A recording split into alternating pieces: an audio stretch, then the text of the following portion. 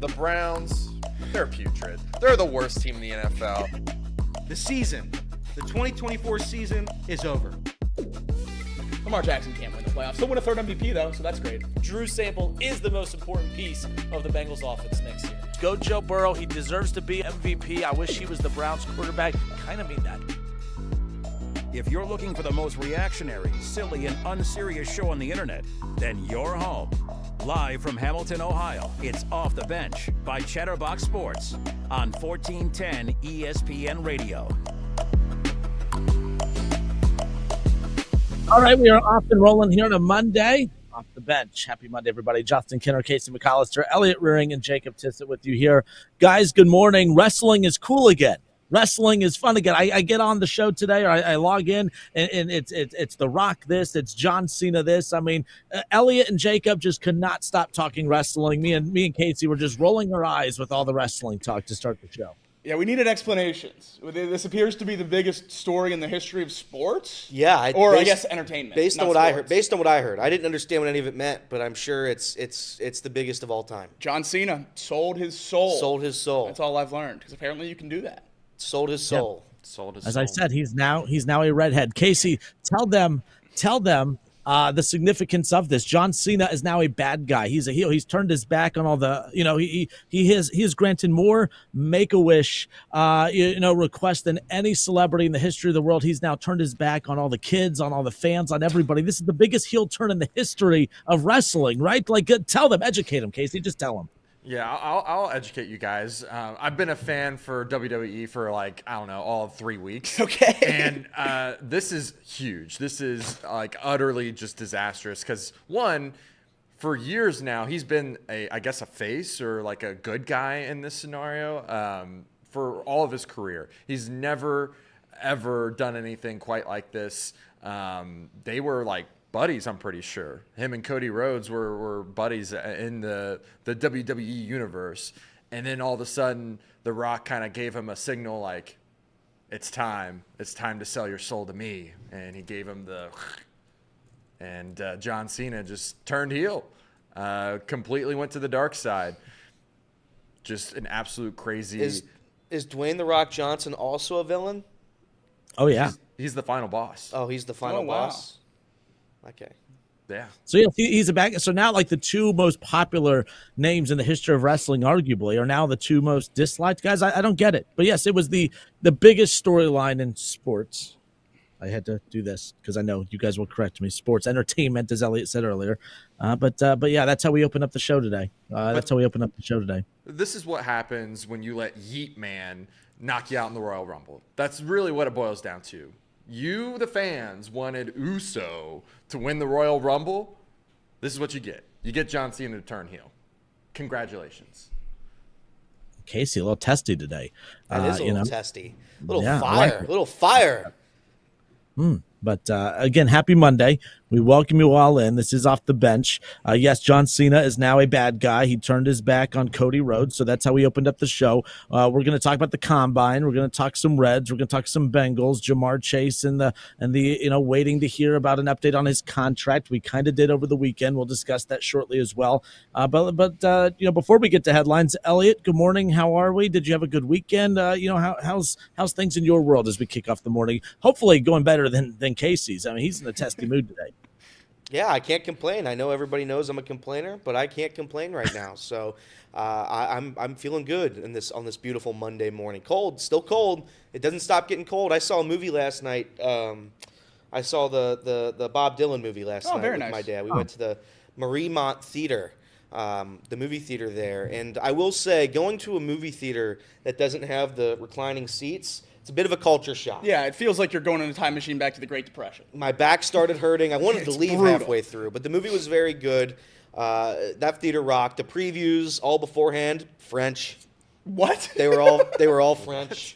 All French cinema. Didn't understand a lick. That's great. But I'm sure the many French people here in Cincinnati are going to love that when it comes to town. So hopefully the French cinema gets good reviews. But other than that, yeah, I mean, I was hoping for a Marvel movie preview, something like that. I just couldn't understand a word. So, but it was fun. It's a cool little theater. Jacob, I saw you were in Columbus. You ended up, no help by me, by the way, of finding tickets to go check it out. For one, when the pictures of everything was leaking out about like the setup for it looked cool. But when you put the 90,000+ people in the shoe with the Ohio State themed around the Columbus Blue Jackets game, I mean, that was really cool, unique experience. How was your experience over the weekend? It was a great time. I was really happy with the amount of people there. It was just over 94,000, just under 95,000, which was unbelievable. They were shooting for that 90,000 number and obviously went well over. It was loud the whole time. People were standing. It was a really great time. And I was shocked with how, I'm not going to say good, but how decent the viewing experience was. I could see the puck on probably 3/4 of the ice. When it would get down to the corner closest to me, it would be tough just because of the wall and the angles and everything along those lines. But more or less, it was a pretty solid viewing experience. The Jumbotrons were set up nice. They had the stats on all the runners and everything like that. It was great. And then at halftime, or I guess not halftime, what is it? First period? Sure. Yeah, I'm new to this hockey thing, right? We were sitting next to some nice Blue Jackets fans, and there was a tussle in front of the net on one of the first shots, and they broke it up. And I said, well, I've watched 2 hockey games in my life. One of them had 3 fights in 9 seconds. What is this? Yeah. And apparently they don't do that all the time, which was kind of a bummer. But it was really cool when 21 Pilots performed in the first period. They turned off all the lights, did all the red screens and stuff. Since CFB on Fox doesn't let Ohio State football play any night games, it was cool to see that for the first time. So that was really fun. But other than that, yeah, it was really cool to be back in the show. I'm a 21 Pilots guy. I saw some of the clips. It looked fun. I was floored by the amount of songs I knew. Really? Shocked. Yeah, right? 21 Pilots is bad. They probably played 6 or 7 songs. I probably knew half of them, maybe more than half. Oh, yeah. Yeah, not to mention, there's a little bit else that happened over the weekend. Me and Jacob probably texted more than we've ever texted in our friendship. It was pretty frequent. Yeah, I mean, we were just like, dude, oh my God. Ty Robinson, oh my God, or whoever. So it was a pretty busy weekend for us. I care a lot about no-name small school players running in shorts and T-shirts in Indianapolis over the weekend, and I don't really have any other people in my life that care about that. And now I've met Casey, and we can bond over that for one weekend out of the year. So that's thrilling because there's not many people that watch all 4 days of the Combine, but it was nice to see Casey did as well. I didn't know you can attend the Combine, to go watch. It's free. You could just walk in. I didn't know you. I thought that was, I don't know. I guess you never see thousands of people there to begin with. Wright State played at Indianapolis on Saturday, so we stayed on Friday night for the game on Saturday, and so we stayed at it was the same hotel that all the players and media and everyone was staying at. And obviously, did you guys see the argument between, I think it was Ian Rappaport and I forgot the other, I think Schultz. I don't remember the other media member where they got into an argument.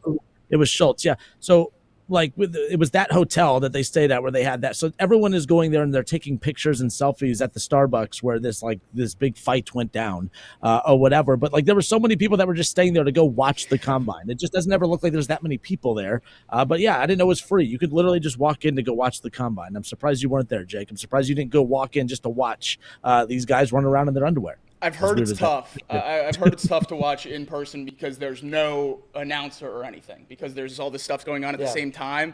So there's no kind of who's running, what they ran, no breakdown. You can't hear anything. So a lot of people do the headphones radio broadcast thing when they're there so they can hear what's going on. But I've always heard that it's tough to watch in person. But I do want to get out there at some point. I think it'd be cool to at least check off the list.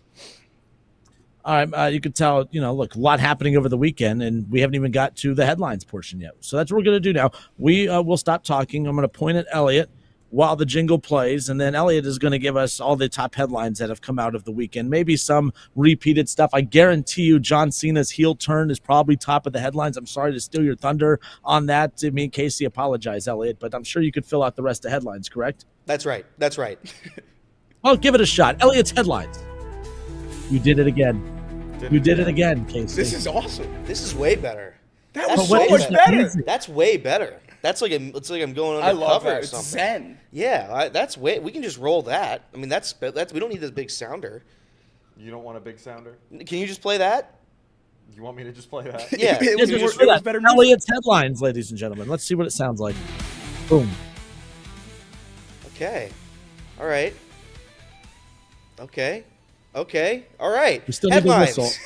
Headlines, no whistle today. Well, there's no whistle. There's no whistle in today. that intro. God forbid there's no whistle. The Bearcats, they lost to 4th-ranked Houston on the road, 73-64 on Saturday afternoon. Day Thomas, Jizzle James, they combined for 37 of the Bearcats' 64 points. 37 of their 64 points. Day got into foul trouble early and pretty much eliminated the Bearcats right there.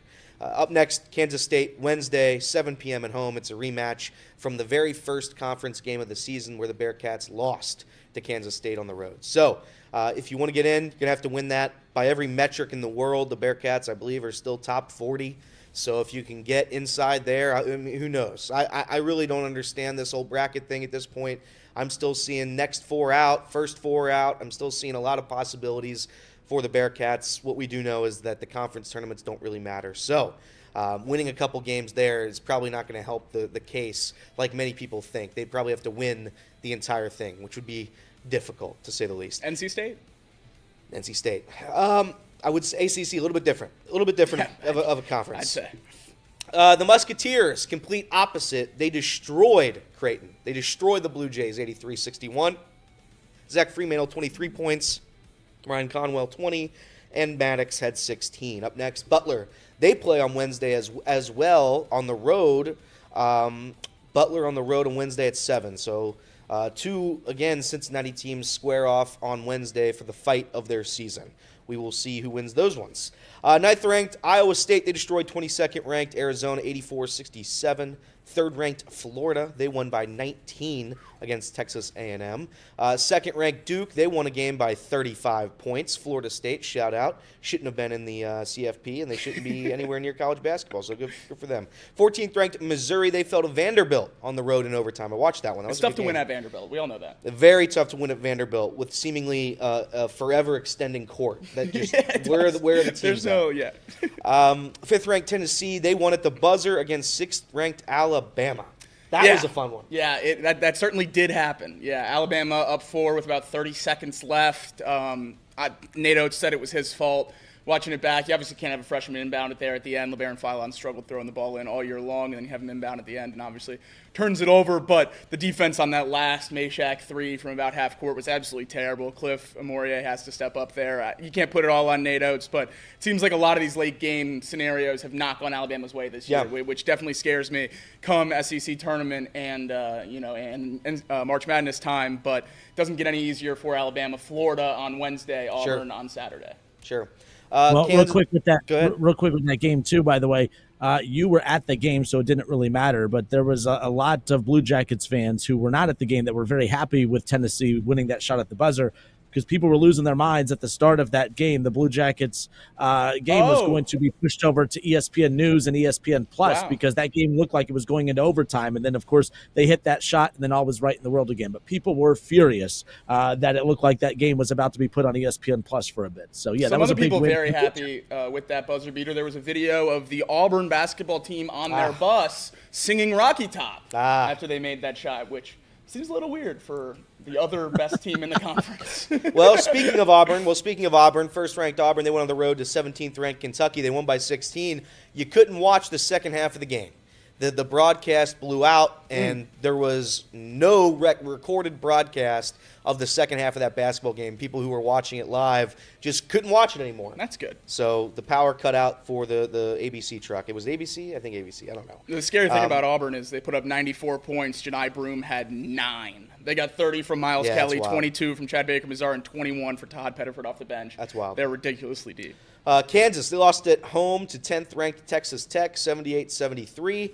15th-ranked Michigan yesterday was upset at home by Illinois, 93-73. Unranked Illinois won by 20 on the road at Michigan.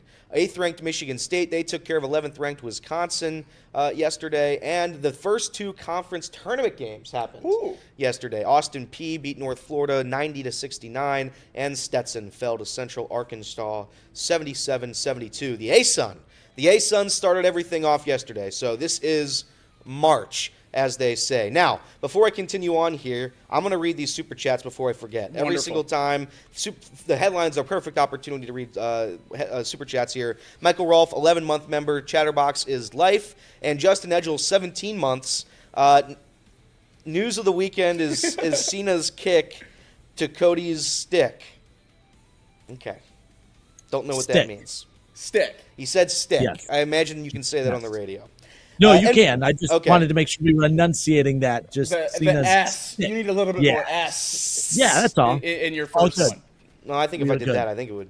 The Lakers sweep the Battle of L.A. back-to-back games, 108-102. The final score yesterday. Luka led Lakers scorers with 29 points, 6 boards, 9 assists as well. Western Conference 2 seed right now. That's right. That's Two right. seed. I have a future on him. Magic fell to the Raptors 104-102. Jalen Suggs does need knee surgery, however, and no timetable for his return is available. So that's unfortunate news for the Magic.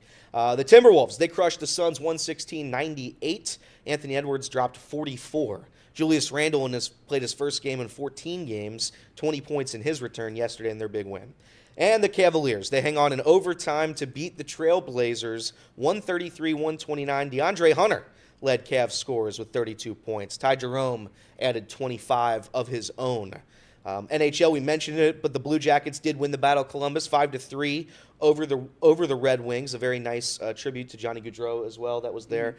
Ovechkin, also, by the way, now 11 goals away from breaking Wayne Gretzky's all-time scoring record. He was the lone goal scorer Saturday, 3-1 in their loss to the Lightning. 22 games left in the regular season. Little piece there. ESPN put it up on the broadcast of the Blue Jackets game. I was there, so I didn't see it until later on Twitter. But it seems like the pace would have Ovechkin break that record in Columbus.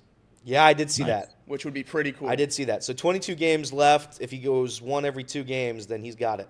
FCC, Philadelphia Union blow out the Orange and Blue 4-1. I believe this is how I pronounce this name. Ty Barabeau had a hat trick before FC Cincinnati scored their first goal. Not ideal for the Orange and Blue in their second game of the regular season, I believe. Is it the second game? Second game. Yes, that's the second. That's all that matters. MLB, the Reds, they win 2 games this weekend, both by the same exact score, ironically, 7-3. Padres and the Cubs are the 2 victims. Singer got roughed up against the Padres, 1 2/3 innings, allowing 6 base runners, 2 earned runs. Nick Martinez tossed 2 scoreless innings in relief. CES, Will Benson, Jake Fraley, Blake Dunn all hit home runs this weekend. But those are your headlines. How about Will Benson? We spent a lot of time on him on Friday, and then coincidentally enough, just had a couple nice hits over the weekend. That's right. Where does Will Benson's banger. double and bat flip in spring training rank, Casey, in all-time Reds moments for you? It was a pretty sick bat flip. Yeah, it was. That was. I didn't think it was that sick. You just dropped. Yeah, You just dropped it. I was just making fun of Casey. We'll We have step away fun for. here. Yeah, so you sent something in the chat, Elliot, or at least the group chat, about an apology that you would not see in any other sport. I think it was you that sent it. It was, I did see it. I did see yeah, it. you see did. it. So we'll have that when we come back. Plus, it was the biggest low blow in sports over the weekend, and it was not John Cena kicking Joe Burrow's doppelganger in the gonads. And we'll have that for you when we come back more off the bench when we return.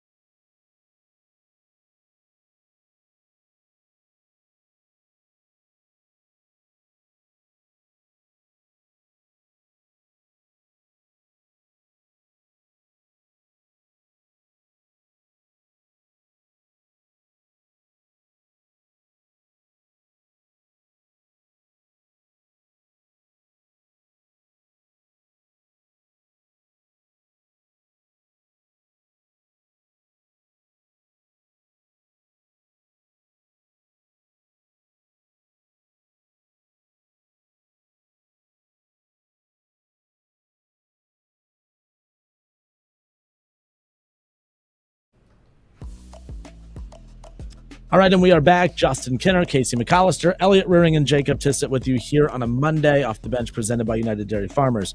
It was the biggest low blow in sports over the weekend, and no, it was not John Cena turning on, of course, Cody Rhodes. That's how we opened up the show.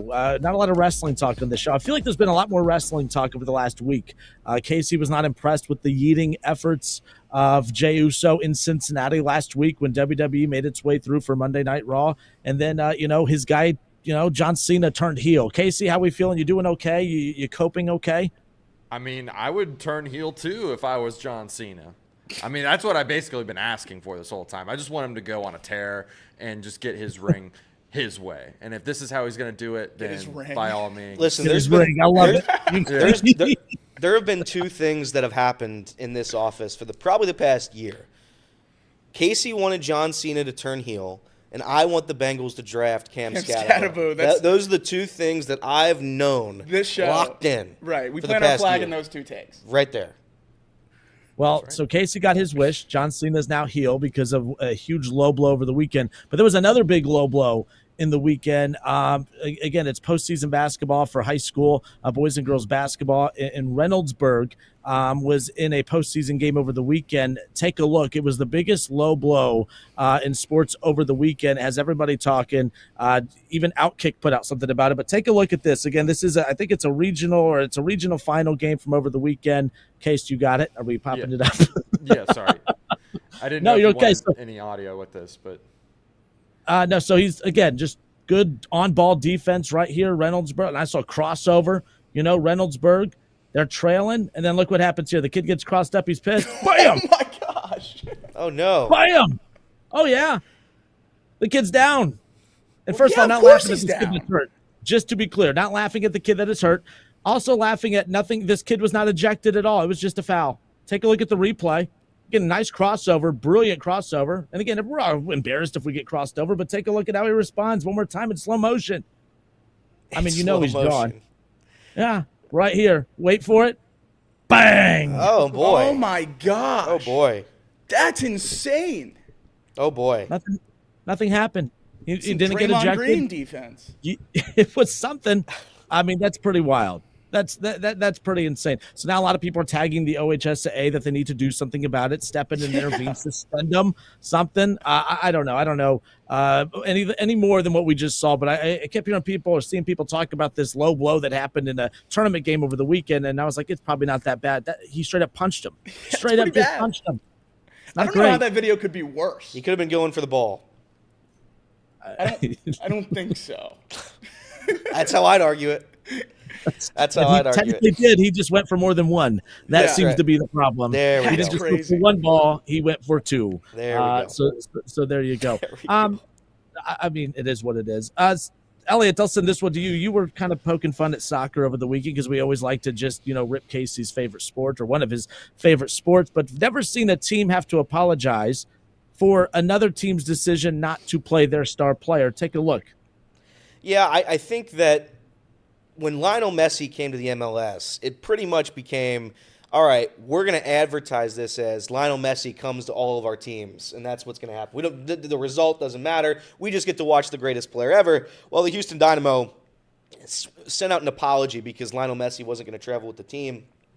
So I'll read it for the radio listeners. The Houston Dynamo are excited to host Inter Miami CF at Shell Energy Stadium on Sunday evening. The recently shared player status report for the match did not include forward Lionel Messi, but it has been reported he did not make the trip to Houston. Unfortunately, we have no control over who plays for our opponent. We look forward to hosting everyone tomorrow for what will be an incredible atmosphere and celebration of soccer for the city of Houston.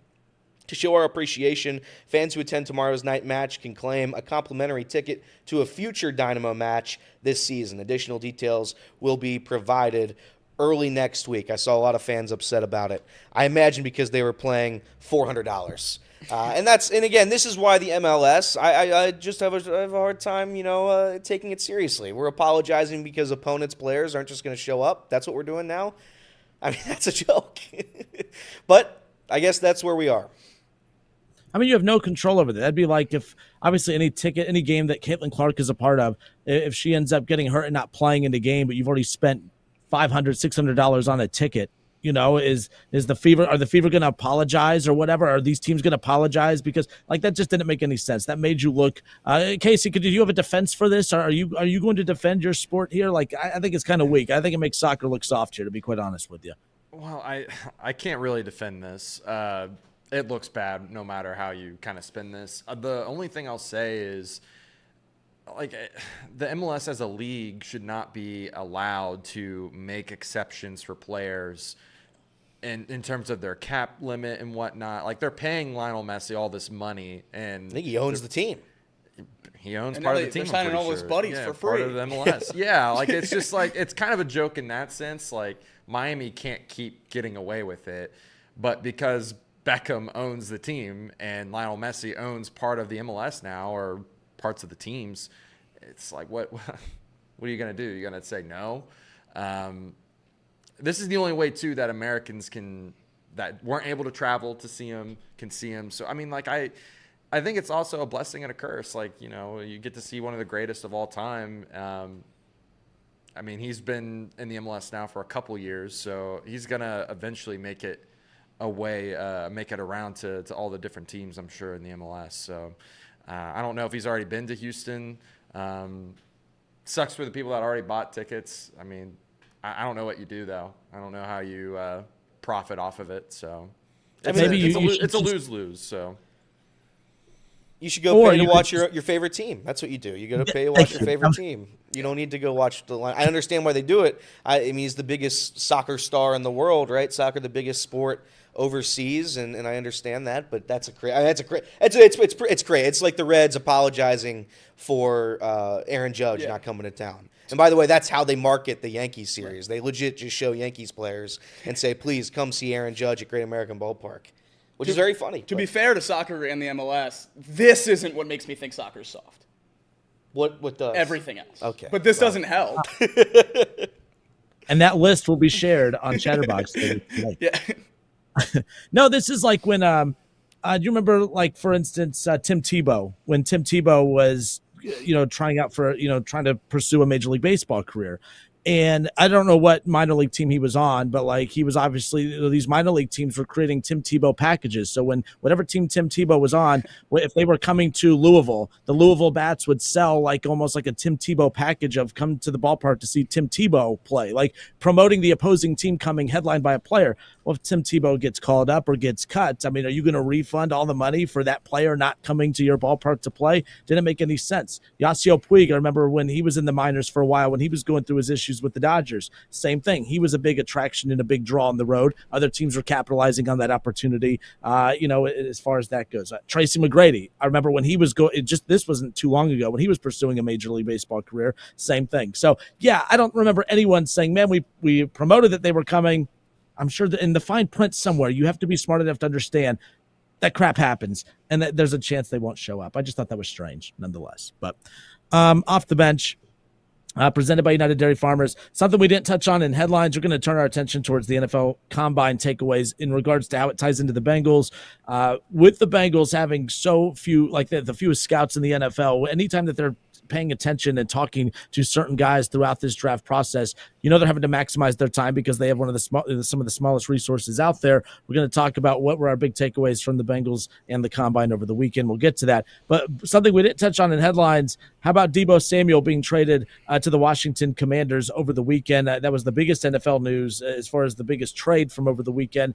Your overall reaction to that was what? It wasn't just that the Commanders traded for Deebo Samuel, but they only had to give up a fifth-rounder to get him. Your thoughts on just the trade itself and, of course, what the Commanders had to give up to get him? I'm surprised that the Niners had a significant trade market for Deebo Samuel, if I'm going to be completely honest. I think the contract that he had versus what he's able to give you still at his current age on the football field, I didn't think that made a whole lot of sense. But obviously, if you're going to get a fifth-round pick for him, there was a significant enough market out there, and then the Niners didn't have to cut him. So, yeah, I think it's a good get for the Commanders. We've obviously talked about their need for another wide receiver with Terry McLaurin pretty much all offseason, mostly in terms of T. Higgins, which is another big reason here. We heard over the weekend that the Patriots are shifting their focus away from T. Higgins. The Commanders make make the trade for Deebo Samuel. Those were the top 2 teams on that list that were expected to throw him a big money offer in free agency. So from a Bengals perspective, this felt like a pretty big deal as well, knocking another one of those T. Higgins suitors off the list. But yeah, if Deebo Samuel at his contract is getting a 5th-round pick, it continues to bring him back to the question, what is the trade value for our T. Higgins? Yeah, I mean, Deebo Samuel hasn't had an 1,000-yard receiving season for 3 years now. Right. His last season was 2021. And I know he does the whole rushing gimmick. I understand that. He's able to make explosive plays. He's able to be used in a different way than a normal wide receiver. But he wasn't. I mean, he's an aging wide receiver, and I certainly, given the fact that how much he's getting paid, I certainly wouldn't given up much for him. I was surprised that he didn't warrant a 4th-rounder, but a 5th-rounder is kind of nuts. I don't think it changes a ton, other than the fact that what Jacob just said is a team that needs wide receiving just got a wide receiver that's not T. Higgins. So T. Higgins, again, his options around the NFL are shrinking because of this move, and that's a good thing for the Bengals. Yeah, I thought the move, look, the Commanders are in a position where they have so much cap space. And, obviously with your star quarterback on a rookie deal, they could be aggressive over the next couple of years. I said the same thing last year when the Texans went out and got Stephon Diggs. Stephon Diggs, are you getting the explosive Stephon Diggs that Josh Allen had the luxury of playing with for years? Or, that last year in Buffalo, was there some regression there? Was that just the chemistry issues between him and Josh Allen? Well, the Texans were in a position where they could have been aggressive and gambled, and they did. Did it work out? He got hurt, and it wasn't really looking super, great even before he got hurt. But they can afford to be aggressive. I think the Commanders can afford to be aggressive as well. Deebo brings something to the table that's different than Terry McLaurin. His pass-catching ability, yes, but also you brought up the run gimmick, which is so strange because, I thought a couple years ago he was complaining he didn't want to be used in that gimmick or whatever, but yet that's also what puts him in position to get paid as much as he does. Good for the Commanders. They took a gamble on this. They only had to give up a 5th round. They had to absorb a good amount of cash to be able to do it, or the cap space to do it, but they can afford it. So good for the Commanders, and the thing is, they're not done. They're going to keep adding. Last year was probably the worst roster that Jane Daniels is going to play on for quite some time, and we saw how good they were last year already getting to the NFC Championship game. So that's a good move. I like it. I think he's going to fit that style of play over there pretty solid. You guys like the move? Jake, you're out on Deebo. How do you guys feel about that move? I don't think it's a bad move. I think Deebo Samuel is just, if he's going to play 17 games at a high level, he's a fine player. I just don't think we've seen that in a long, long time. So I'm not going to, go out and plant my flag that he's going to have, 1,200 total yards or something like that. I think he's going to be a fine player. I think he's going to be noticeably their wide receiver 2 behind Terry McLaurin. I don't think he's going to slide in there and be a wide receiver 1 or anything like that. But Cliff Kingsbury will get creative with him. It'll be a good move for the Commanders, but still a long ways to go in terms of their roster and getting to a point where I don't think they're going to lose the NFC Championship by 30. So I think a lot of things are messed up with the Commanders because they did get to that conference championship. I don't think they're necessarily 1 or 2 pieces away from being a Super Bowl contender, even though they were right there 1 game away last year. I think there is a little bit more ways to go. I don't think Deebo necessarily solves a lot of their problems, but certainly helps if it's a step in the right direction.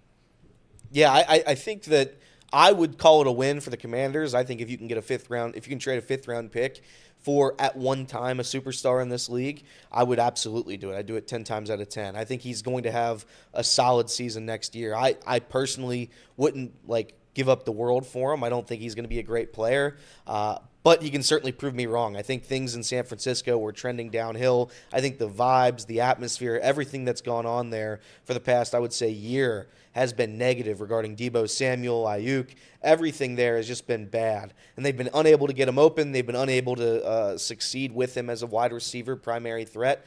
And I think in the Commanders system, I think he's going to be a lot better.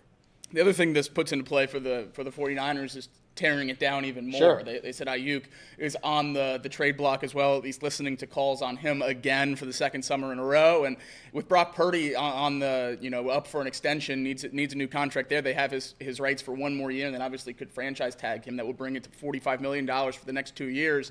I don't know what they're going to pay him, but they're not in a great cap spot. So I think they're going to move off a lot more guys as well. This is just the start for San Francisco. One of the things I'm looking at here, too, about Deebo Samuel's contract, he's going to earn against the cap this year 15.8. You're not going to get that for that sort of level of receiver in this free agency class. Now, the void years suck.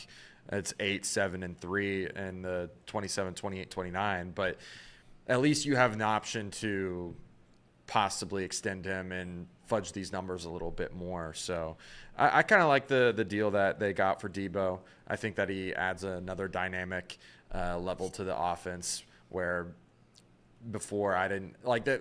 Like they were able to run efficiently with Brian Robinson, I'm sorry, and then a little bit of the quarterback.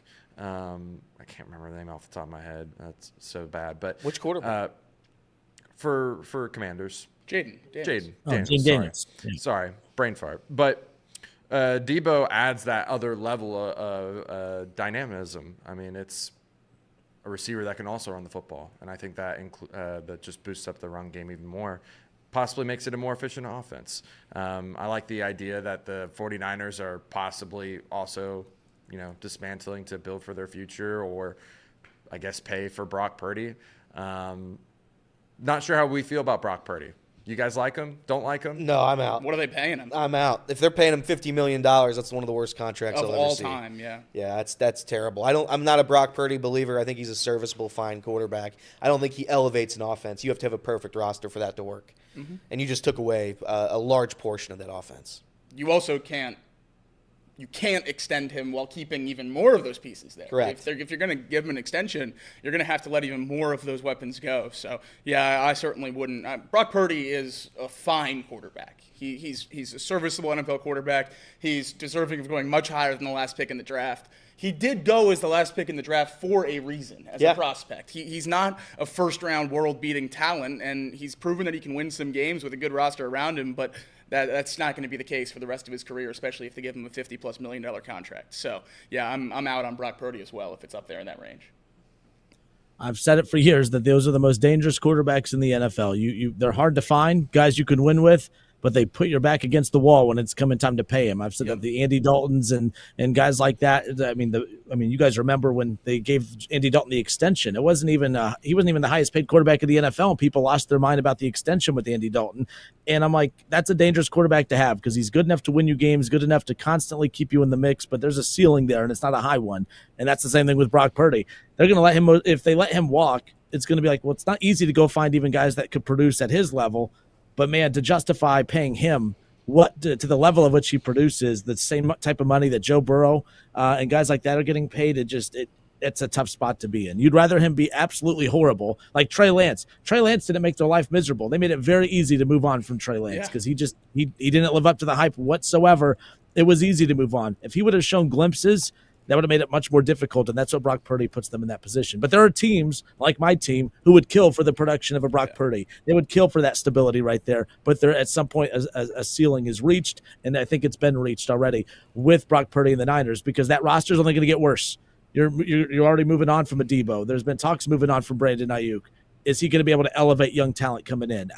That's the big question mark, and that's a lot to count on. I think the 49ers are going to try to handle this Brock Purdy extension like we see baseball extensions. Yeah. Like we saw Hunter Green, where you eat up those last few years of the contract, give him a slight raise, but you're getting a bargain on the back end. If they give Brock Purdy a 4-year deal, the next 2 years of his deal are a total of $45 million with the tag and the $5 million last year of his rookie deal. So they could pay him $40 million a year and give him a very significant raise for the first 2 years of that deal and get a discount on the back half, but he would be making more money than if he waited those 2 years to sign an extension. So I think there's a lot of interesting things that could happen with this contract just because of the unique situation he is being the last pick in the draft and the money that comes with that or lack of money that comes with that. So I think it's something to keep an eye on that it might be beneficial for Purdy to sign a contract that's well below the $50 million threshold or that we talk about with most of the quarterbacks that have done what he's done in the league just because he's getting screwed in the next few years. All right, Off the Bench, presented by United Dairy Farmers. We're going to get to the Combine talk coming up here just a little bit, but we'll close out the first hour on the radio side when we come back. I want to move a topic up a bit. Travis Hunter said recently that playing both sides in football is way more difficult than what Shohei Ohtani does hitting and pitching in baseball. Do you agree, disagree? We'll discuss when we come back. More Off the Bench next.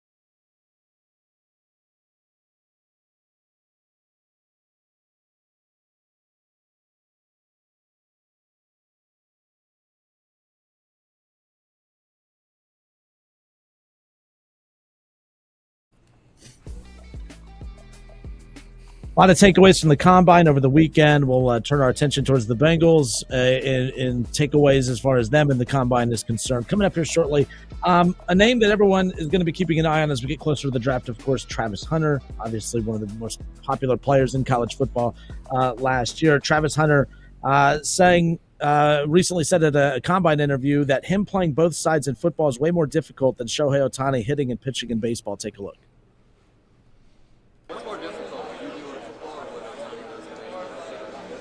Probably me what I do in football because it's a lot on your body. You know, Tony, he's a great player, but you got to do a lot in football.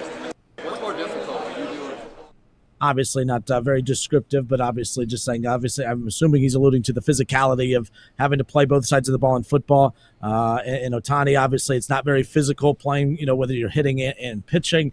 But when you hear him say that, of course, there's got a lot of people talking. Do you agree that playing both sides in football is way more difficult than what we're seeing from Shohei Ohtani, who is, of course, pitching at a high level and hitting at a high level?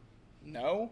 Yeah. Right? Yeah. Yeah, I think pitching and hitting in baseball alone might be harder. I think hitting in baseball is the hardest thing to do in sports. I really do believe it is. I agree. You're facing 101, 102, and the ball has movement and it's coming at your face. Yeah, I think hitting a baseball is impossible. That's no knock. I'm not trying to be disrespectful to Travis Hunter. Travis Hunter is incredible. What he does is awesome. To see a guy play both sides of the football is really, really cool. There's a reason we haven't seen it before. It's very hard. It's very hard to do. I just think that what Shohei's able to do, he's able to strike out and pitch efficiently while also being able to hit 300, hit 50 home runs. It's something that the sports world just doesn't see ever. I think it's far more difficult to do to have what Shohei does. I think he's definitely right, Travis is, when saying it's maybe a little harder on the body physically to play, corner and wide receiver running into each other. But obviously, even the wear and tear on, the shoulder and the arm of Shohei, we saw him get Tommy John and then come out and have a 50-50 season. Like the fact that you can remove one from Shohei and he's still, one of the best at the others. I'm not saying it's any different with Travis. I just think pitching and hitting is two of the harder things to do at an elite level in all of sports. And the fact that Shohei is one of the best at both, then that makes it one of one. But I mean, if we're sitting here in 3-4 years and Travis Hunter has an Offensive Player of the Year and a Triple Crown and a DPOY and 10 interceptions in a season, and we're having that conversation and he's elite at both those positions, then maybe we have this conversation again when we see the level that he's playing at in the NFL. But I mean, we obviously didn't think Shohei would reach this level, even if he did go both ways when he was coming into the MLB. We thought it was going to be, a little bit dialed back and, pitch here and then be mostly a hitter. Kind of the same conversation we're having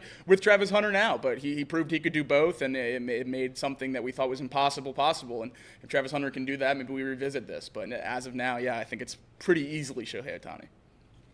I think excuse me, sorry. I think the holdup too is like using Shohei as the benchmark is kind of difficult. Like, let's be real. Like, Shohei is not just hitting and pitching. He is hitting at one of the highest levels. I mean, he's one of the best hitters in baseball and one of the best pitchers in baseball. Like, he's maximized and he has mastered both. It's not like, we've seen pitchers in baseball who are capable of hitting. We'd get excited if a guy could hit, 180 as a pitcher. If a pitcher's hitting 180, that's pretty damn good for a pitcher, right? If they're hitting close to 200, that's pretty good for a pitcher. But we're not talking about that. We're talking about Shohei Ohtani, who has mastered the art of both and has, obviously put him in position to get paid that way. Travis Hunter, obviously the ability to play both sides, it's rare. We don't see that. You see it in high school a lot. You don't see it in college a lot. You definitely don't see it in the NFL a lot.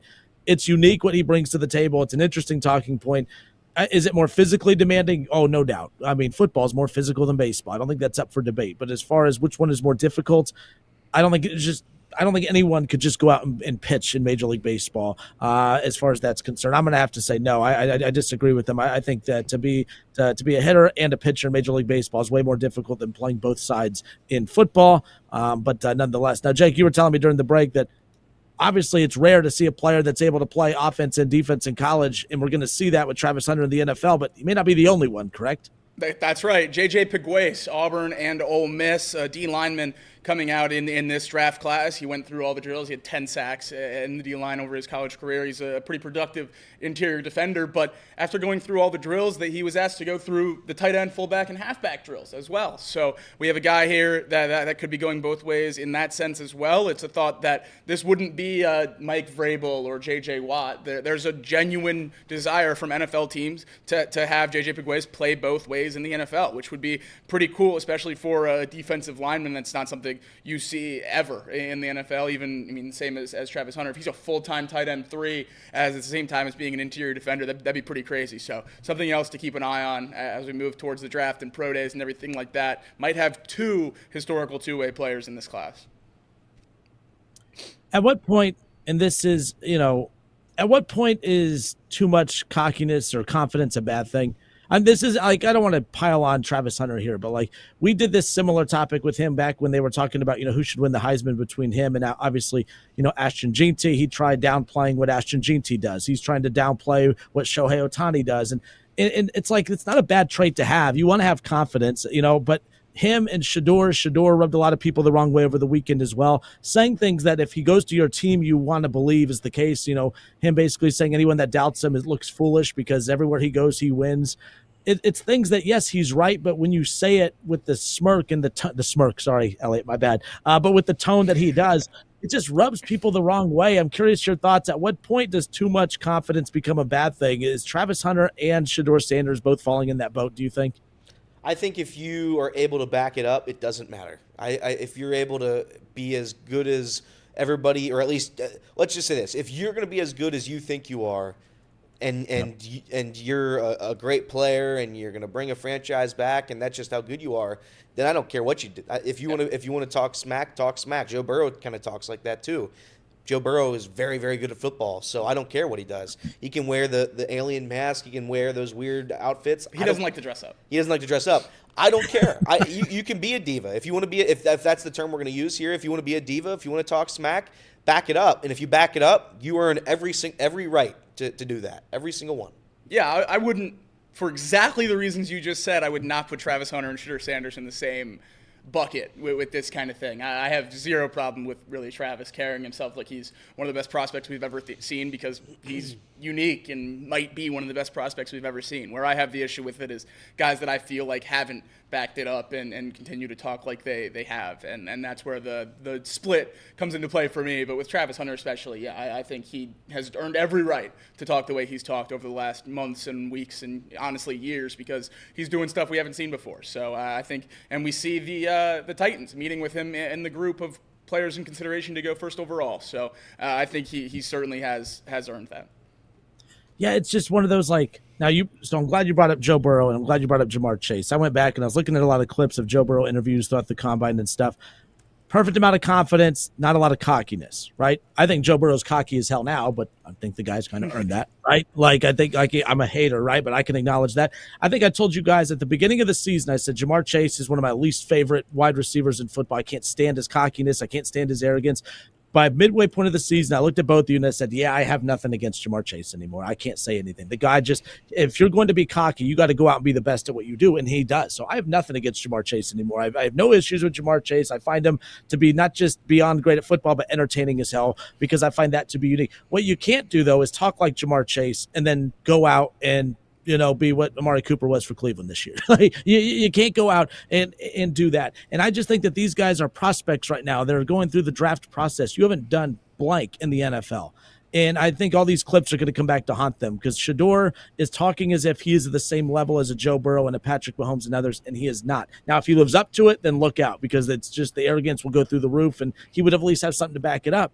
But the same thing with Travis Hunter. But the bottom line is, what is unique about him is the fact that he does play offense and defense. But he's not the best wide receiver if we're just looking at that, and he's definitely not the best defensive back if we're just looking at it from that perspective. I think both of these guys just need to be a little bit careful, dial it back, but that's what's got them to this point. I don't think they're going to dial it back, but it would be a much different talking point by the time we get to the end of September, when they have 4 games under the belt and aren't living up to the hype, or maybe they are. I'm very fascinated to see how both these two kind of play out a little bit. Speaking of not doing blank in the NFL, Alex Kappa has officially been cut by the Cincinnati Bengals. This last season, a triple crown of most pressures allowed, most sacks allowed, and worst pass block grade for Alex Kappa. Bengals saved $10.2 million against the cap. We asked last week, we asked Charlie Goldsmith when these cuts would start to roll in. He said, don't worry. I know it's been a while since the Rankins cut, but they are coming. Here they are. Alex Kappa has officially been cut by the Cincinnati Bengals, one that we knew was coming down the pipe. The two no-brainers, Kappa and Rankins, officially taken care of. The Bengals will certainly be attacking a guard in the NFL draft, as we could see from a lot of their interviews. They interviewed a lot of the top guards at the meetings at the NFL Combine. So something we've been talking about for a while on this show, and very, very happy that it finally came. Alex Kappa, no longer a Bengal, $10 million towards the cap. I don't know what PFF grades mean for everybody. I have a hard time trusting them 100%. But at pretty much every grade that he could have, they weren't good grades. His overall was a 50.5. That's 110th out of 135. His pass blocking grade is 39.7, 107th out of 135. Run blocking grade, 54.9, 103rd out of 135. Allowed 8 sacks. That's 134th out of 135. Like, it's not great. It's not great. So I think this is a necessary move for the Cincinnati Bengals, and it gives, again, a more clear picture of what they need to do in the draft. All right, we'll step away for a few moments. We'll pick up with some of that when we come back, because what did the Bengals' activity last week and over the weekend at the Combine tell you about kind of what their priorities are as we now turn our attention towards the build to the NFL draft coming up here in just a few months? We'll discuss that, plus more reaction to another cut casualty for the Bengals and what that means for what they plan on doing ahead. Also, we did get a slight update, or just a brief nugget of an update on the Bengals and Jamar Chase as far as the contract negotiations are concerned. Is there reasons to be concerned? We'll get to all of that when we come back. More Off the Bench next.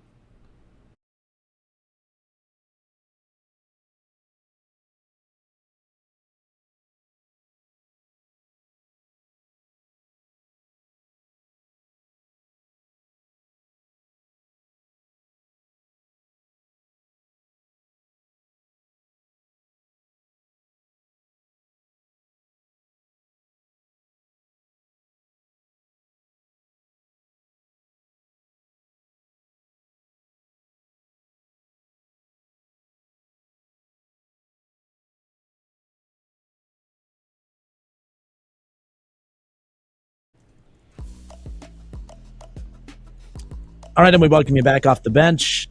Chatterbox Sports on YouTube, ESPN 1410 Wing AM in Dayton.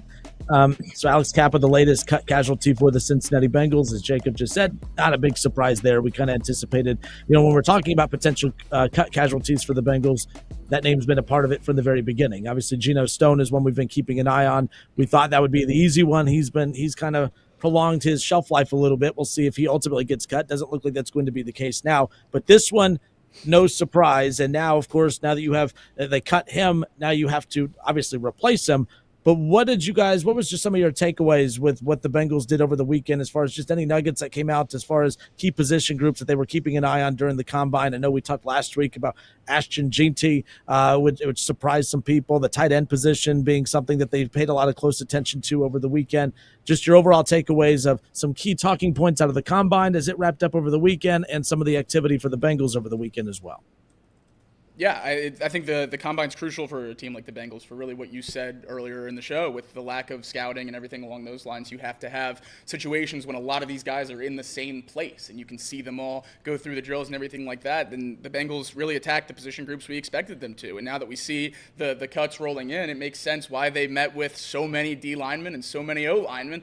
Because the first two things they do in the offseason is cut a D lineman and cut an O lineman. And you look at the other meetings they met with a lot of the top pass catchers, tight ends and wide receivers. Why? The next step on their itinerary for the offseason is T. Higgins. And if they aren't able to get that done, they're going to have to address the pass catcher with one of those tight ends or one of those wide receivers. So the Bengals really handle the Combine, I think, a little bit different than every other team. They don't necessarily just interview players around where they're drafting or around what they think are impressive guys on the field or anything along those lines. combines, they really attack the positions of need and try to weed out the guys they don't like through these combine interviews. You only get 45 of them. The Bengals more often than not use them all, and they were really active over the first couple days of this. And with these cuts rolling in earlier than they usually do for the Cincinnati Bengals, I think this means that we might see the wheels start turning on some of these extensions. The T. Higgins tag deadline is tomorrow, so the goal was always to get an extension done before then. Maybe this extra $10 million is what's going to be able to help push them over the edge in that sense, and that's why the timing is what it is.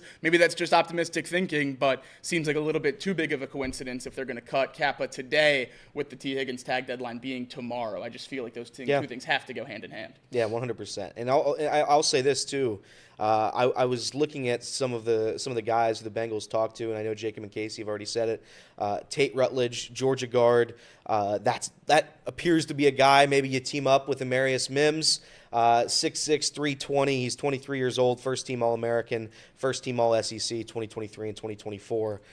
That's another guy that the Bengals could at least look at if you're going to replace Kappa here in the draft, and you have to replace him. And Jacob's right. There's key position groups right now where the Bengals zero in on. So have as many set goals here for the draft as you can come late April. That's the whole goal here is make as many roster moves as you can. And I know we're going to talk about the Jamar Chase thing in a little bit. Do what you need to do so when we get to the draft, we have the clearest picture that you can possibly have.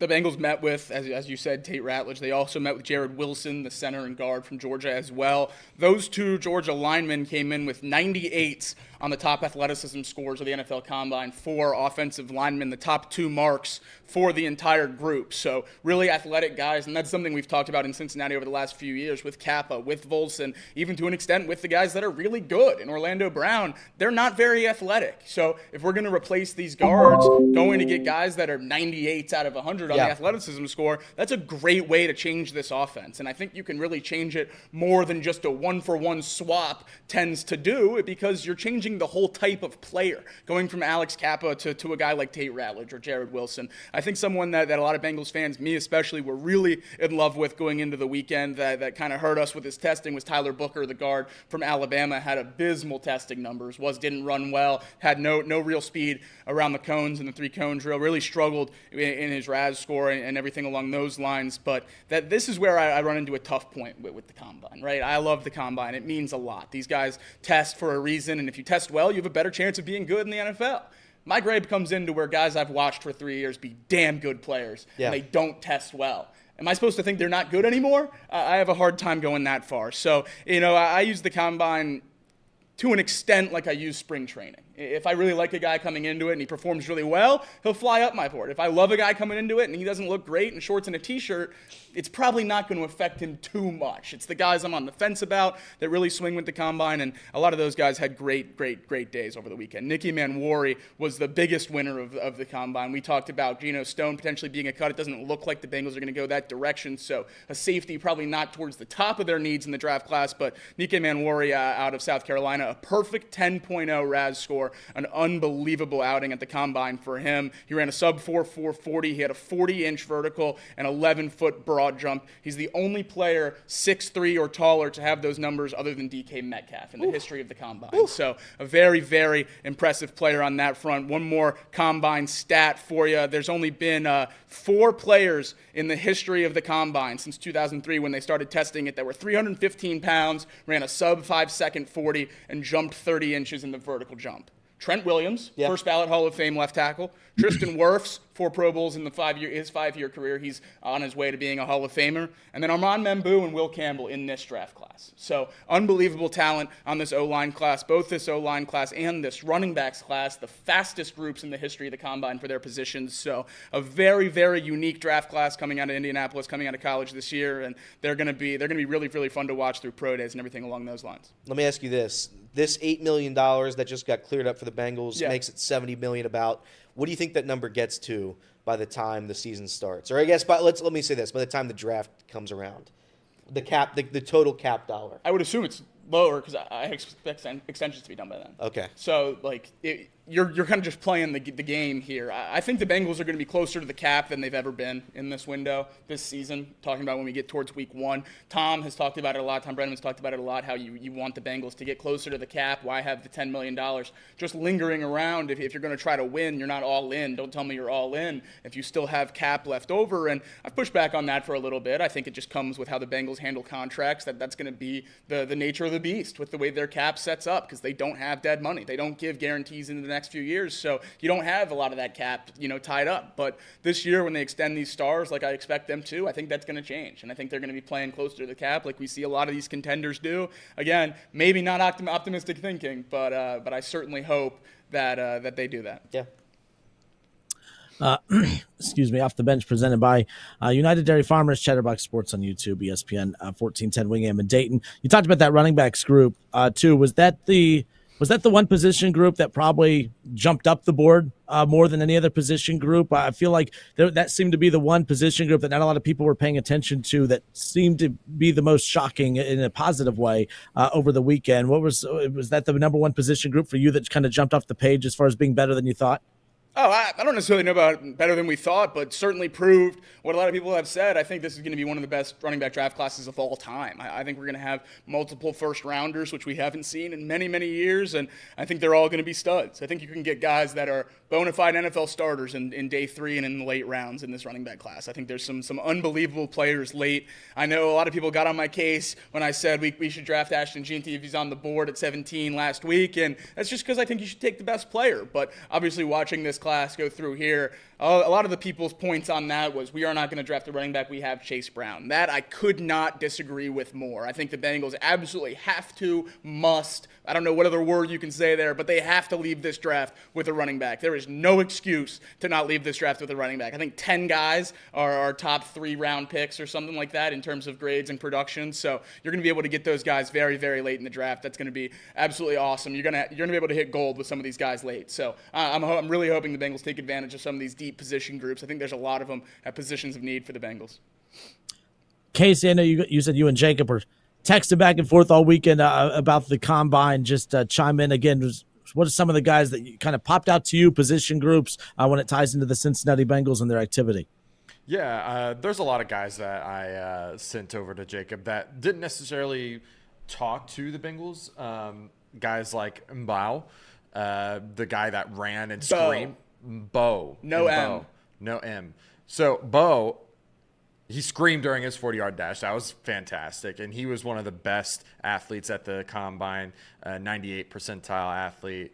That's a guy that went from late first round to probably the best tackle guard that you could probably get in the draft. So I really like that guy. You're thinking of Armand Membu from Missouri. Correct. You said Mbo. Mbo. Membu and Bo are 2 different tackles. Bo is the tackle from Purdue, and Membo is the tackle from Missouri. My mistake. Really like that guy. We already talked about Tate Ratledge and Jared Wilson. Both those guys I really like as well for the Bengals, both scoring in the 98s, 99 percentiles. Just looking through my list here, we've got the running back class, which was absolutely fantastic. Lots of late round guys. Yeah. Did really, really well. I personally have been looking at the more heavier guys to fill in that late round spot. But one of the guys I have saved here on my list here, Bashul Tutin, Virginia Tech. Yeah. He looks like a really, really great athlete. He ran a 4.38 fastest as a running back time. Yeah, that's really, really something. That could add some more dynamic play for the Bengals at the running back spot. Jaden Higgins, receiver, Iowa State. Similar body type to T. Higgins. Tested much better than T. Higgins did in his combine. So there would be a upgrade there, possibly, if you're going to let T. Higgins walk. Lots of guys that fit that profile. Isaac Tesla from Arkansas. He's another guy. Isaiah Nayor, Nebraska. All these guys testing as 99% athletes. Scrolling on down, I've got guys like the tight ends, Harold Fannin. He ended up getting a lot better after testing pretty poorly. Initially, the official numbers came out, and he was like an 85 percentile athlete. That's really, really fantastic for the Bengals. Terrence Ferguson, Oregon, he was a 95th percentile athlete. There's just a lot of guys here that you could go through a litany of guys here that tested really, really well, that are late round guys that the Bengals should be targeting. You want to get more athletic. I think the theme for the Bengals in years past has been just being safe and taking guys that look good on film but don't necessarily have a lot of athleticism. I think that needs to change. I think you need to start taking a little bit more risk, whether that's like a Shamar Stewart in round 1, or if that's like a guy like Harold Fannin who doesn't necessarily test super well but has all the film to back up. They need to take more risks. So that's my takeaway from the NFL Combine so far. Jacob, what did you think about, of course, Will Howard for Ohio State? Many people saying he had probably the worst combine performance in the history of combine performances. It did not go well. All I saw were bad wide receivers. I just felt bad. That was the worst group of receivers he's thrown to all season, to be quite honest with you. That is true. Spoiled all year. What do you make of that? I heard you earlier say it's kind of like spring training. You know, you don't get too high on the highs, but you also don't get too low on the lows either. But it was bad. A lot of overthrows, a lot of underthrows. Accuracy was one of his strengths at Ohio State. It definitely was his enemy at the Combine over the weekend. Yeah, terrible. Absolutely horrible performance. I think he missed well more than half of his throws. It was abysmal. One of the worst throwing performances of the entire weekend.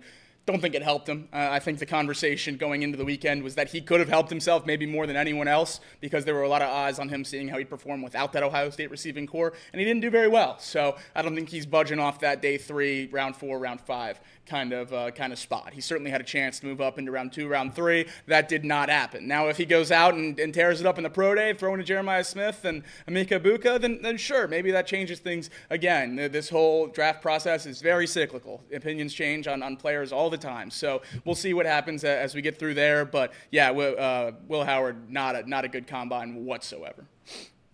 Look, I hate the Combine for this stuff right here, just because the fact that, like, we've seen guys that ball out and throw really, really well at the Combine. Anthony Richardson was one of those guys, and I don't know, it hasn't gone very well in the NFL there. I don't think it's a clear-cut tell-all one way or another. I mean, Cam Newton did not perform well at the Combine. Yeah. There was a lot of negative stuff that came out of Cam Newton's Combine, and I think he did pretty well as well. An MVP in the league, led a team to a Super Bowl. I think he did pretty well for himself when it's all said and done. This is why I said earlier, like, the Combine is not meant to find reasons to draft you. They want a reason not to draft you.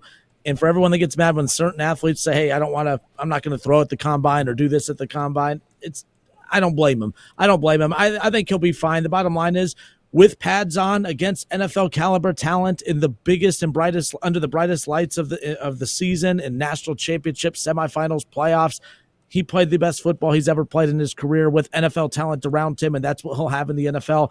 He's not Tom Brady. He's not Patrick Mahomes. He's not Joe Burrow. Not saying that by any means, but at the same time, I'm not going to be completely out. I wasn't super high on him being a first or second rounder to begin with. I just think Will Howard is what he is. I think he's going to be a solid draft pick. I think that, he's an interesting project, if you will, in the NFL. I don't put any stock into the bad throws we saw over the weekend. Just like if he would, and by the way, Jacob, let me ask you, if he would have thrown the ball well, do you think that everyone would have been drooling over him? No, I think that they would have just kind of expected him to throw well. I don't think it would have moved the needle too much. Do you? He was never going to be picked first overall. He was never going to get in the Cam Ward or Sanders conversation. I do think he could have helped himself with about a round or so. I think he could have been locked in, even if he's the same position, even if he's still QB5. I think he could have moved up, 30 picks or so. I really, really do think that he could have helped himself throwing to non-Buckeye receivers, just because that's the indictment on him this whole time, is that he played really well, but he played really well with a receiving core that's way better than he'll ever have anywhere else. So I think he definitely could have helped him a lot. I just don't think he was ever going to get quite as high as he thought he was going to, but certainly didn't do anything that he should have done this weekend.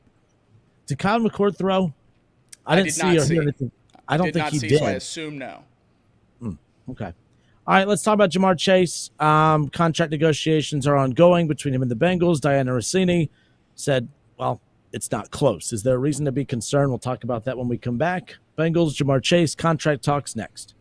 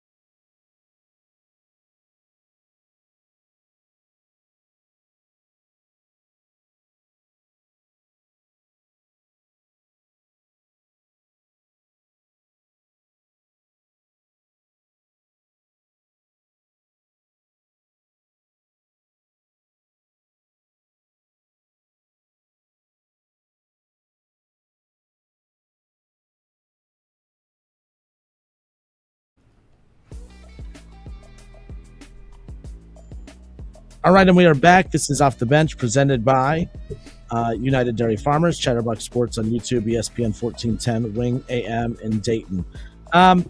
Look, I think we all know Jamar Chase is going to be taken care of in Cincinnati. In fact, I think we're past the point of even really being worried about that by any means.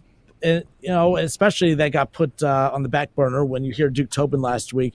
Duke Tobin said all the right things, and he said all the right things with all the right energy. And it's like, okay, they're cutting guys, they're freeing up cap space. It looks like they're getting all their ducks in a row before they start just contract extension, get everything out of the way so that they could just focus on free agency, plugging holes there, and then all their attention towards the draft, of course. It just felt like good energy last week at the Combine after kind of a lot of bad vibes to close out the regular season, a lot of uncertainty.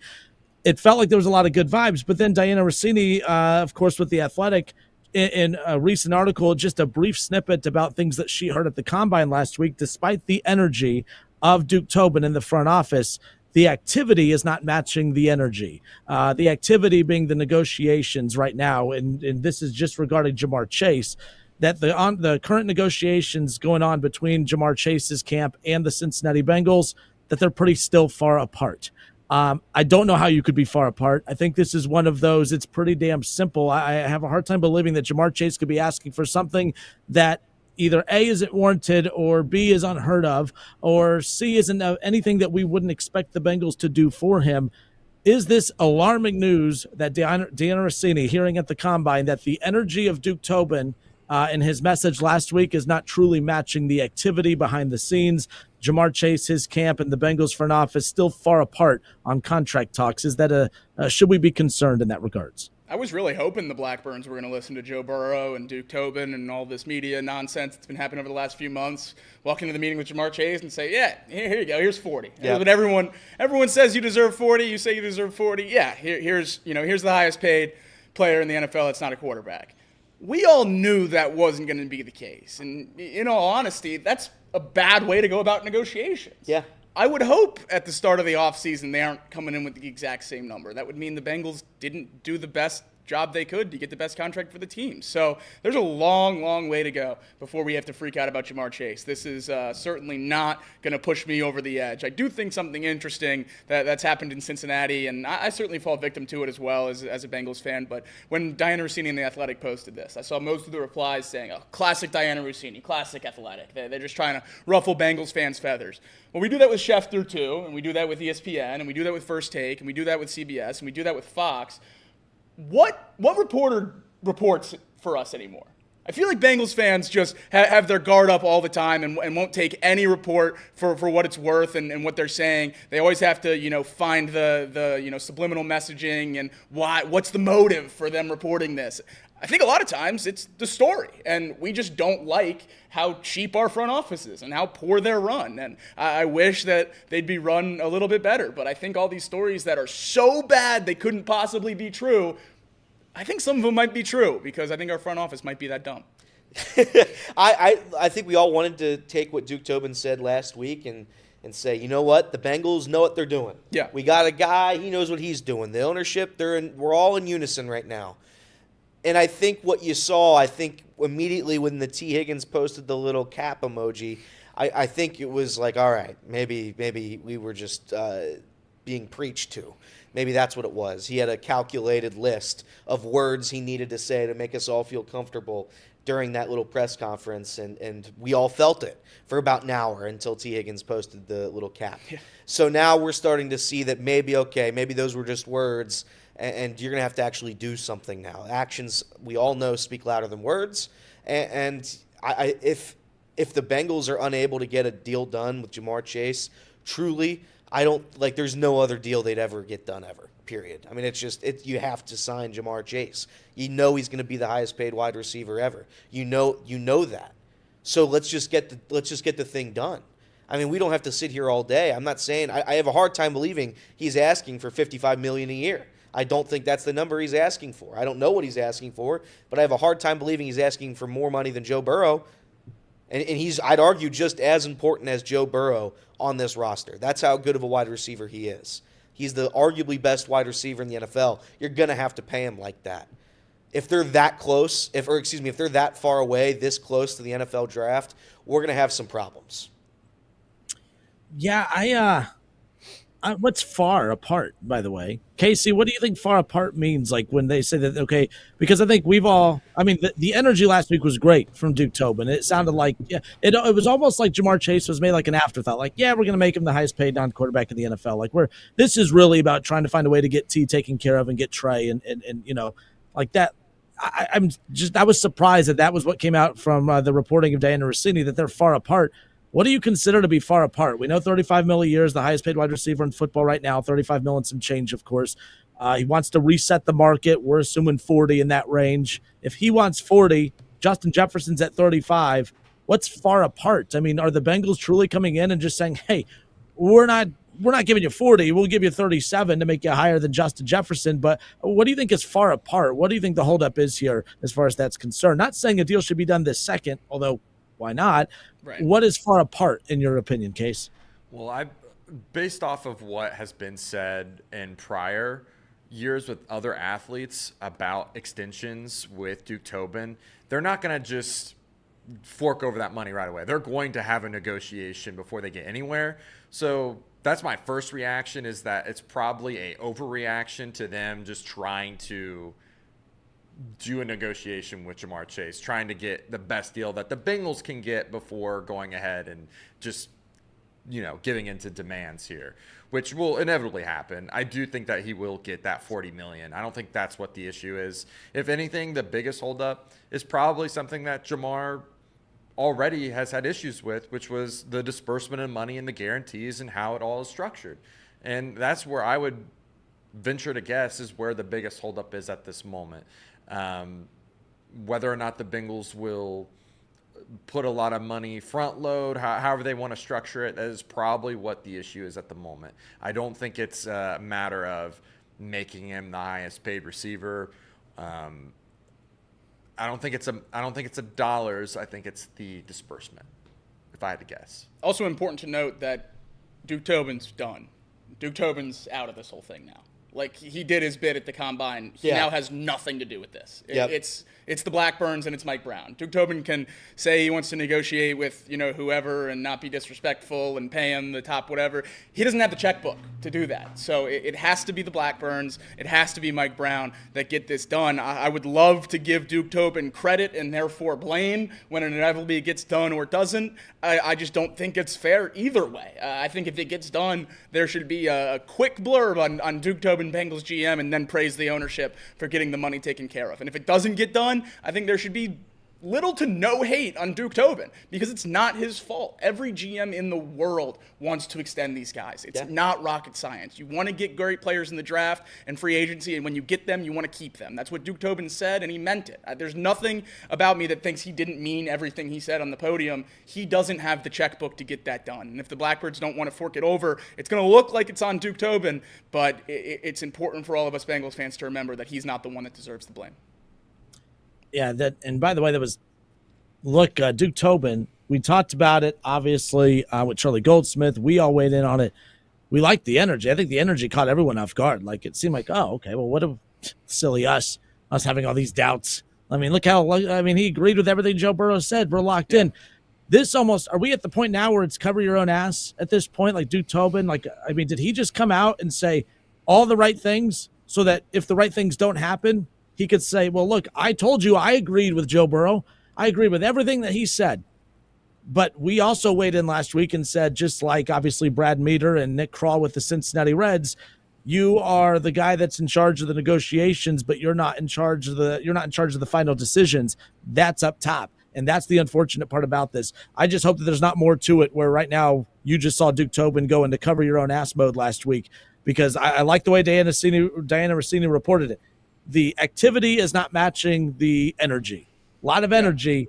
The activity is the concerning part. Are you guys concerned though? Like, is there means to be concerned? Do you think, is it too early to panic? I wasn't concerned, and now as everything starts to file in, I'm a little bit. I don't think the Jamar Chase deal is what I'm concerned about though. I do think that's going to get done. Great point. Yes. Because that one they legitimately have to. If they don't get that deal done, you can toss the franchise away. Legitimately just toss it away because you're not trying to win games. The T. Higgins and Trey Hendrickson deal, now I'm concerned about those two. I wasn't concerned about those two. Now I'm very concerned about those two because I don't know if they're this far away with Jamar, they're certainly nowhere in the ballpark with T. Higgins. And Trey Hendrickson is a defensive player that I'd like to come back. I'd like to have him back in Cincinnati when he leads the league in sacks. But will the Bengals open up the paycheck? I don't know. I don't know if they will. So, yeah, I do have concerns about the other two. Less about Jamar because, again, it's organizational malpractice to not give that guy a deal. The other two, you could talk to me. You could sweet talk me out of signing those two and bringing them back and extending them. You could certainly concoct some sort of literature that I could read, and I'd be like, all right, maybe that makes a little bit of sense. I would still be against it, but it kind of makes sense. The Jamar deal, get the thing done. Just we don't need to be far apart. He wants to be a $40 million wide receiver. Pay him like that. I don't think he's asking for 50. If he's asking for 50, I don't know. Still give him 50. I don't get it. That's about where I'm at right now. It's like you have to bring him back. So I'm not concerned about that one. We'll see what happens with T. Higgins and Trey. I would say I think maybe 2.5 weeks ago, Jake and I were both like, all right, I think it's probably like 80% we're getting them both back. Yeah. And now it's like, all right, 40, 50, 50, 40%. What are our odds? I'm probably in like the 30% we bring one of them back. As of right now, I'm locked in on Jamar +1.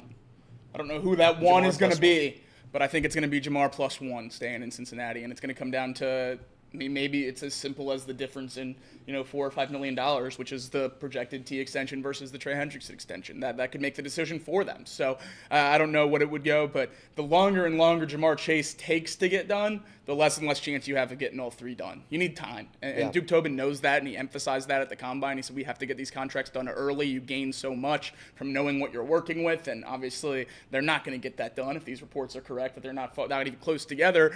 Early is passing us by very quickly. Yeah. We're almost out of early. So I think that's probably a dream that is dead, and we hope that they can figure something else out. We'll find out a lot tomorrow on whether T. Higgins officially gets tagged or if something else gets worked out there. I don't know what to expect, but tomorrow is a massive day in terms of T. Higgins. Not doing something with either T and Trey, not doing anything with either of those two is a disgrace, and the organization should be ashamed of itself. Yeah, it's a good point, Elliot, when you brought up and let me put it this way too. The concern wasn't, oh my God, are they going to get a deal done with Jamar Chase? They're going to get a deal done with Jamar Chase. But if they're still playing hardball with Jamar Chase, I like how you said, Elliot, it's more so, man, if they're playing hardball like that, if they're having a hard time with that, there's no way in hell they're getting the other one. Like, I think it brings more concern to the other two because for a minute it felt like, well, everything's hunky-dory. We're going to take care of Jamar Chase, get an extension done with Tia and Hendrickson, and then it's all about obviously plugging holes in free agency in the draft. The thing is, we keep seeing the cap space number go up. Cuts are happening now, and we're anticipating a very high cap number for the Cincinnati Bengals as far as the money that they're going to have activity to go do. Well, you can't keep having these back-to-back seasons where you have all this cap money to spend and not a whole lot to show for it, except some of the bad decisions they've made in free agency, this, that, and the other. So we'll see. But, yeah, I think the reporting for that is I don't think I'm worried about Jamar Chase. It's, well, then, man, if they're having a hard time with that, how the hell are we supposed to expect him to get anything done in a timely fashion for Trey Hendrickson or T. Higgins? So there you go. We'll see.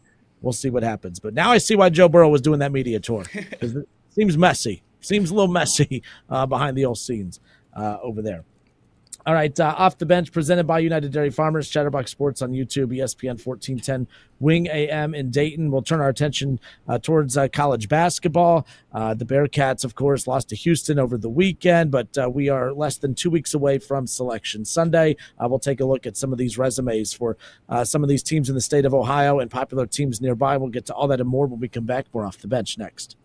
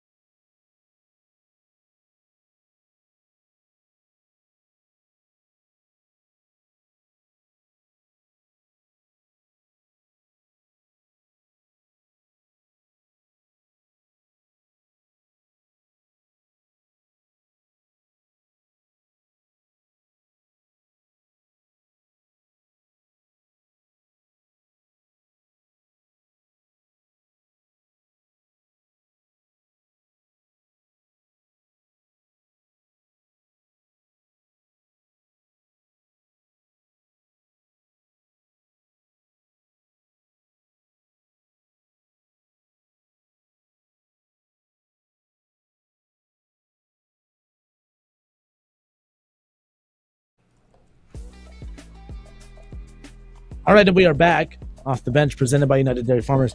You know, it's funny. I used to think that college basketball was pretty easy to decipher who's in and who's out. And, I always gave college football credit. They give you about 5 to 10 different talking points of criteria for what they look for in deciding who's in and who's out. And it's done to technically confuse the hell out of your fan base so that they could justify any decision that they make, because they'll have an answer for every decision they make based on all 10 criteria points, but not all 10 criteria points have to stick to every single playoff team and scenario. It's done to where there is no clean-cut answer anytime, but there's also they always have an answer, but everyone has different answers and reasons for why they get in. I always thought, that they were, they made that difficult. College basketball is way more difficult. When you add the quad 1, 2, 3, and 4 stuff, when you add all the different metrics that kind of go in to these teams and their ability to make the tournament or not, pop it up on the screen, Casey. I mean, take a look. When you look at the strength of schedule, when you look at the quad 1 wins, when you look at the BPI, the KenPom, the net, their home and away record, their neutral, all of this. That's a lot to take in. If we're trying to debate these teams and their tournament, qualifications based on all of these talking points right here, that's a lot. That's a lot to comb through, a lot to decipher, a lot to take away, obviously, for a radio audience on Chatterbox Sports on YouTube. This is the net, KenPom, BPI, strength of schedule, all of that information for Ohio State, Cincinnati Xavier, the Dayton Flyers, Indiana's in the mix as well. And then, of course, with their quad 1, 2, 3, and 4 results and records as well. There's so many things to comb through. One week I feel like, man, Cincy doesn't have a shot. Ohio State doesn't have a shot. Dayton's dead and gone. And then the next week they have a shot. This week, how are we feeling? How do we feel about these teams' tournament hopes as we sit here with all of that information to comb through at this point? Yeah, I guess I'll start with UC and Xavier. UC had to win the game on Saturday. They did not. They played about as well as you could possibly play against Houston. Nobody expected them to win that game. You just got outmatched. I mean, the Bearcats, respectfully, have nobody that can play the 5 position, and it absolutely destroyed their chances. I think they had 1 million points in the paint. I don't know what the actual numbers were. It felt like Houston made every single shot within 10 feet of the basket, and that's why they didn't win that game, amongst other things. Now, I won't blame the refs, but I'm going to blame the refs a little bit on that one. In terms of what do the Bearcats need to do, at this point, nothing. I think they're one conference win. They're going to be one conference win shy of making the tournament. They started this season way too terribly.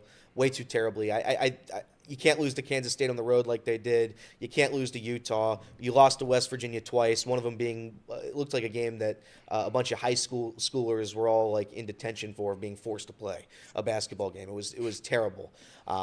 And the Bearcats didn't do enough this year. We can sit here and spin it whatever we want. I can read that net ranking, which says they're 40th in the country in the net, 50th in KenPom. I can read all of that, and we can sit here and say that the Bearcats have a shot. I think they're too far away. I think they're too far away for me personally. They should be a tournament team. They looked like a tournament team towards the end of the season, but you start off like you do. You score 40 points in a game at home against Kansas, a team that's not very good, and you lose it. So I'm out on UC making the tournament. Xavier, they did what they needed to do. There were points during this season where Xavier looked completely lost. They looked like they lost their identity. Zach Fremantle, I thought he was gone after the crosstown shootout. He came back, and everything was right in the world. There was a little bit of a struggle there right after, but Xavier's been good. Xavier's been fighting all the way home. I think they've got enough marquee wins. They play in the Big East. I know it's having a down year, but I do think that Xavier's done enough to make the tournament as of this moment. Now, if they lose one of their next 2, then yeah, they're gone. But as of right now, I think Xavier should be in the tournament field. I don't know if they'll be an at-large or excuse me, I don't know if they'll be in the actual bracket or they'll be in the first 4. But I know Xavier will probably be in the tournament as long as they don't have an egregious loss to end the season. In terms of Indiana, I think Indiana's. I think a lot of people wrote off our guy Mike Woodson. Mike Woodson wrote off Mike Woodson. Correct. I think, yeah, but that's our guy. That's my guy. I'm going to call him my guy. Next Bearcats coach? Sure. I mean, it can't get worse. I think Indiana's done enough. I think they've done enough. I don't think, it's a great back half of the bracket. I think the last few at-large bids are going to be pretty brutal in terms of years past. But, yeah, Indiana, I think, has done enough. 4 quad 1 wins is more than enough. Dayton, Sorry. I mean, I don't mean to be disrespectful, but that team has stunk all year. I don't know what happened to them, but after they played UC, they became a completely different team. And they're, in my opinion, nowhere close to being a tournament team. And which is really unfortunate because that was UC's, second biggest win? Yeah. So that's brutal. Xavier and UC are combined 1 for 19 in quad 1 games. Not great. I just think Xavier's done enough. 2 for 19. 2 and 19. They both have sorry. one win. So Don't sell yourself short, man. You're right. 2 and 19, but UC's could go away at some point too. So who knows? Yeah, I think this has been a very disappointing and frustrating year for me personally. I think Cincinnati basketball, I think there's a higher standard here, and I don't think pretty much anybody lived up to that standard this season. But saying that, there's still a couple teams with chances around the area locally. So good for them. All 4 of these teams ranked at some point this year. That's right. UC was ranked, I think, 15th in the country. Boy, how the dominoes fell on that one. Casey, pop up that graphic one more time. And the thing that's interesting too is obviously you look at a team like Dayton and you look at their quad 1 opportunities. I mean, 4 quad 1 opportunities. A majority, if not all of those, coming in November and in December. You just look at, Indiana, who has 11 opportunities, Ohio State, 5 and 9. I mean, 14 opportunities there. I mean, look at the amount of the importance of being in these bigger conferences. Why that's so, huge is because when you're in those bigger conferences, you're going to get more of an opportunity to kind of fix your wrongs throughout. I mean, that's why 1 week we're out on Cincinnati. The next week there's still a chance. Then we count them out. And then, for instance, if they would have beat Houston over the weekend, that would have been a huge turnaround point of the season. And there's less than a handful of games remaining.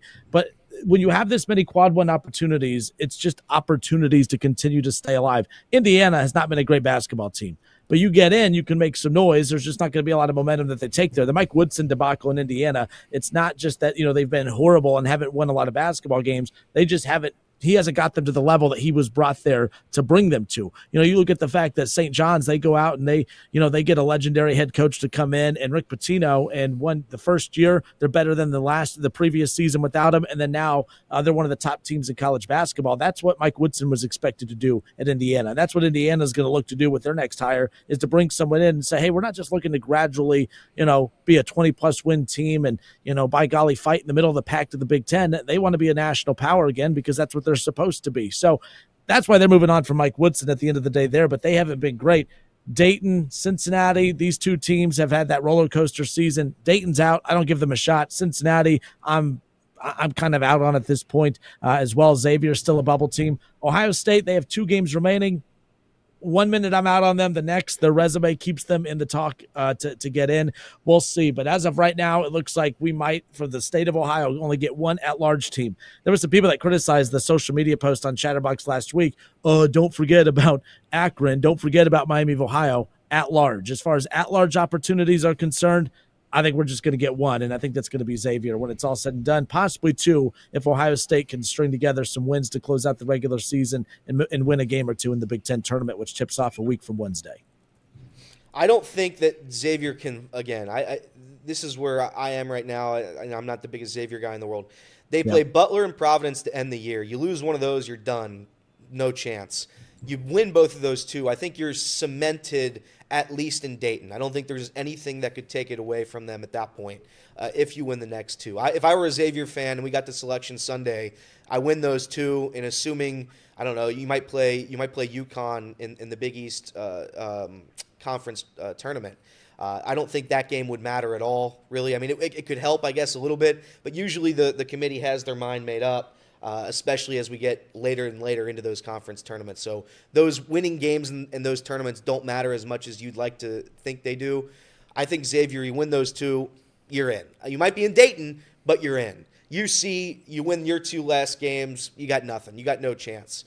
You got to win, 2 or 3 more? And you'd have to win. I mean, it literally depends on what they constitute meaningful basketball in the conference tournament. If they constitute that matters, then UC has a chance because you can get 2 more, 3 more quad 1 wins, I guess, in the conference tournament. I just don't think that's realistic, nor do I think it's even plausible that UC could go out and win quad 1 games because they haven't done it under Wes Miller. He's been an abject failure when it comes to winning games that matter.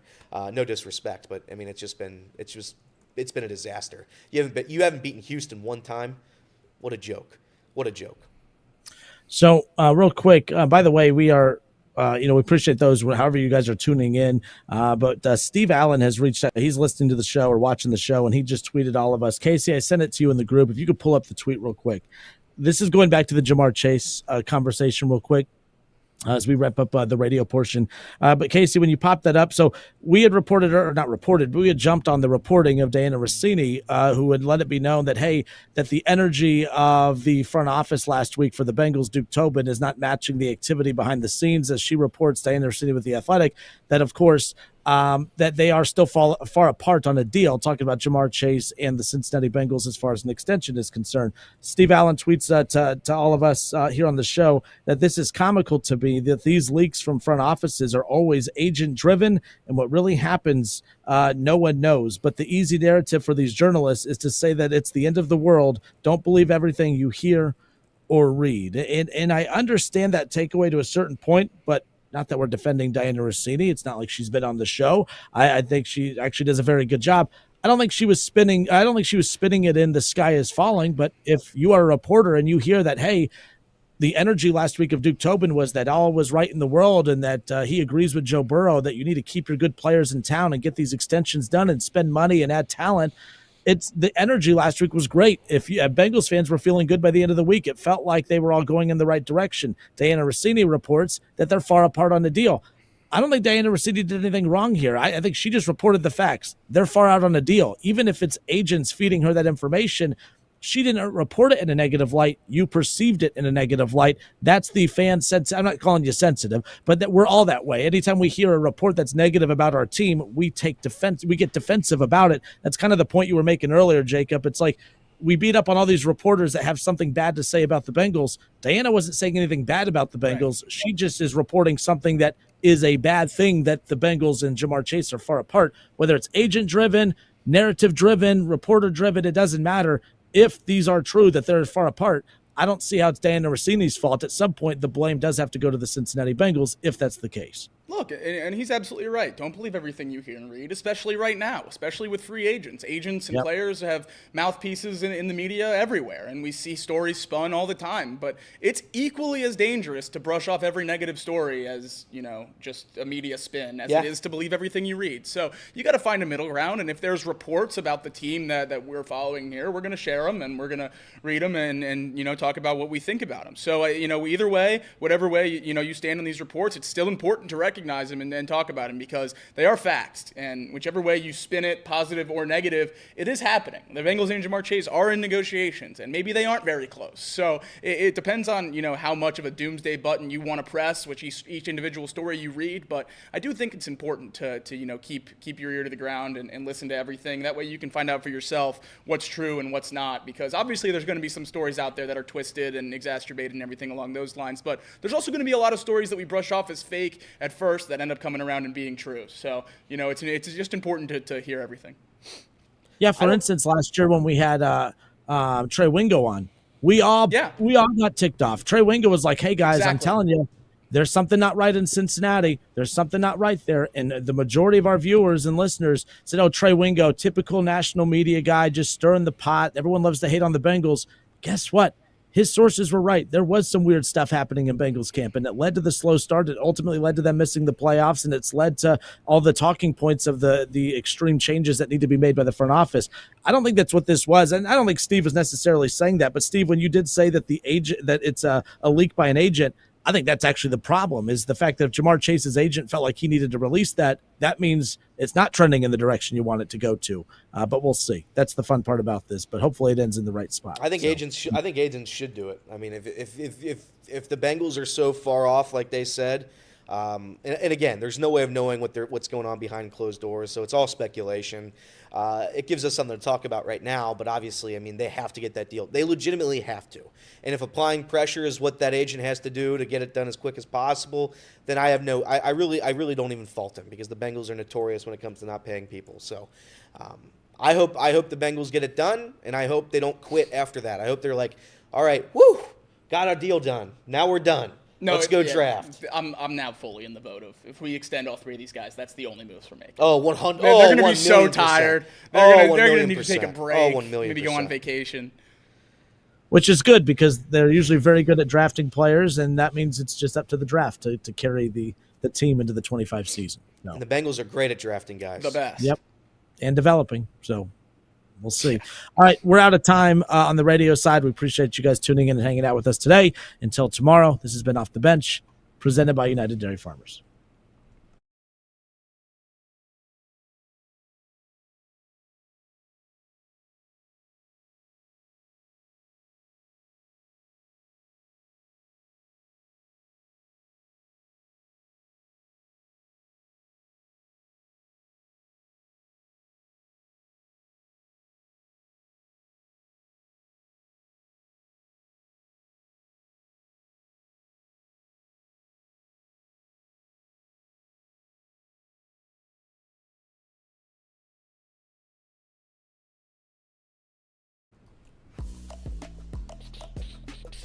Boom, boom, boom, boom, boom, boom, boom, boom.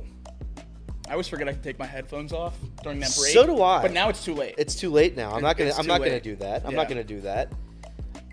How are you? I'm all right. That didn't seem great. Well, it's just I watched the game on Saturday, and it bums me out because I think they're in it. The UC started that game Yeah. up 10-2.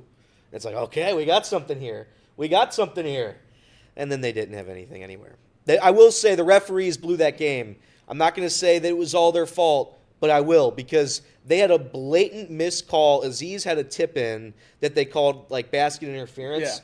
Yeah. Was not basket interference. They showed it through multiple replays. Somehow the refs still went with it and confirmed the call. Nonsense, ludicrous. I'd argue that one call destroyed the whole first half for the Bearcats. And then Day Thomas got into egregious foul trouble. He was our best player by far in that game.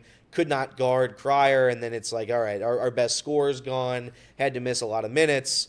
Mitchell got in foul trouble early. It just seemed like that game was heavily in favor of the Houston Cougars. So I'm disappointed that the game went that way. And you know the score, I guess they lost by 9. I would say they probably lost that game by like 20. I mean, it was an easy win for Houston. They played the UC played as well as I probably would have asked them to play. It's just like they're so much better at everything.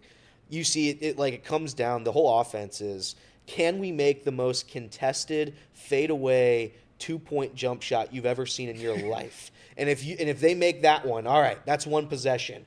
The other team goes down. One of their big men is usually Roberts or somebody down there. Just goes down and takes the easiest layup ever. And it's like, okay.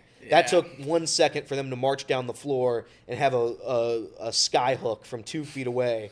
And then we're settling. We're milking the entire shot clock. Nobody's running an offense. And it's can Jizzle or Day make a step back jack. And it's like, all right.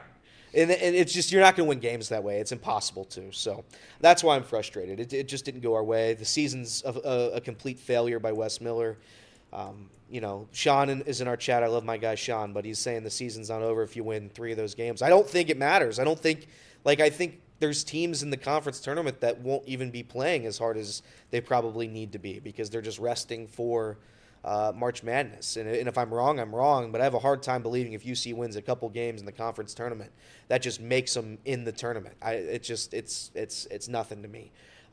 Complete failure on all levels from Wes Miller. You know, other coaches are able to. Pat Kelsey. Take a look at Pat Kelsey in Louisville right now. Going to be probably top 17 in the country. Yeah. First year. I mean, other teams are able to do it, man. Other teams are able to do it with first-year head coaches and second-year head coaches, third-year head coaches. Wes Miller, you failed, man. And I don't know what the answer is. Am I going to sit here and say that the 5th year is going to be our number 5 lucky year? Probably not. I know Mick Cronin, it took 5 years, but it just doesn't get excused. You had the talent. And I was texting Paul Fritchner over the weekend because Paul texts me every time the UC Bearcats lose a game. It's a lot of text. It's a lot of text. and I texted him. Sean Miller would have that team in the tournament. I have no doubt in my mind Sean Miller would have the UC roster as a bona fide 5 seed. I'd die on that hill. There's something about this team that is just too inconsistent. They're not good enough under Wes Miller, and I think they could be under a different head coach. Now, obviously, you'd lose all of them if Wes Miller leaves, but I don't know what to do anymore. You fire him, you pay him a lot of money, and you restart once again. You restart for the third time in 6 years. Just it's a tough place to be. It's a tough place to be as a Bearcats fan. This is always good for me and my mental health whenever you go on a little Bearcats Wes Miller rant. Yeah. Because I spend most of my weekends, at least recently, with the loss to Auburn and the loss to Tennessee over the last 2 weekends, complaining about Nate Oates and the state of the Alabama basketball program and the focus on recruiting and not as much on coaching and everything. Basically, a very similar gripe as you have with Wes Miller. A lot of Bama fans have with Nate Oates in Tuscaloosa. He went to a Final Four last year. We're like top 10 team, top 5 team in the country. So it does help me kind of, appreciate what you got a little bit. Yeah, we got equally screwed, though, this weekend. Meshack was bringing the ball up the court for the end of the game. Buzzer beater. Rick Barnes calls a timeout very emphatically on the bench, starts losing his mind, flailing his hands that they wouldn't give him the stoppage. Meshack pull up, bangs the three. Obviously, he didn't want the timeout after that. So that was a tough pill to swallow at the end of that game. But you certainly can't blame that when Alabama handled the last 30 seconds the way they did. But my mom, love her to death, clearly a misunderstanding of the way college basketball works in relation to college football. She asked after we lost to Tennessee, she goes, "Oh, buzzer beater, we're number 5, they're number 7. That's not going to affect us, is it? Like, that's a good loss." I was like, Mom, we're going to go from a 1 seed to a 3 seed. Like, it's going to change everything. I will say, but even if you're a 1-3 seed, I know 1 seed matters. I mean, more in the SEC tournament. Oh, okay, yeah. With that setup. Yeah. I see. Just not having the first round bye. I don't know. I like the SEC tournament. How much does that matter to you, though? Like, I really want to win it. You want to win that one? Yeah. I just don't think it matters that much. If I thought Auburn can't win both. If I thought it mattered, then I'd be all in. I just don't think that matters anymore. No, it doesn't. You're right. For the bubble guys like myself. But we'll see. Anything can happen. I guess they could get lucky and win out. So if they go out and they win out and they win the conference tournament, UC is going to be in the field. And that'll be very fun. But if they don't, yikes! 4 years of failure. 4 years of failure. Outside of that, they're talking about golf courses right now in the chat. Yeah. There was a course, and if somebody knows this answer, that's great. There was a course by St. X, and I played it one time. It was a small 9-hole course, I think. Maybe it was 18. I think it was 9 holes. And there was a par 4, par 3 where you hit over like a mountain. It was a massive, massive hill. And I was there one time. I don't know what it's called. I think it was over by St. X. And I played it one time, and I remember hitting a shot over that mountain and it landing on the green, and I felt so proud of myself. It's going to kill me that I don't know what it was. But it's closed now. It's no longer a course. I think I played it for like the last month it was open. Hartwell, that's it. Who said that? Gravy. Gravy. Great answer. It was called Hartwell. I played it one time. That is a course that I wanted to go play again, but obviously it closed down on me. Hartwell, that is a great pool by Gravy. God, I love that course. That was a fun time. I drove by what's the course on Robin's Nest. I drove by Robin's Nest the other day, and I played golf, a little bit of golf on Saturday at Miami Whitewater. Oh, very nice. 32-degree weather. I drove by Robin's Nest afterwards. I'm like, do I play another quick little 9 with Robin's Nest, par 3? Do I do it? And I saw it looked like it was like legitimately packed on the course at 32 degrees on Saturday. I'm like, no, I won't do it. But if it was open, I was going to go play a quick 27.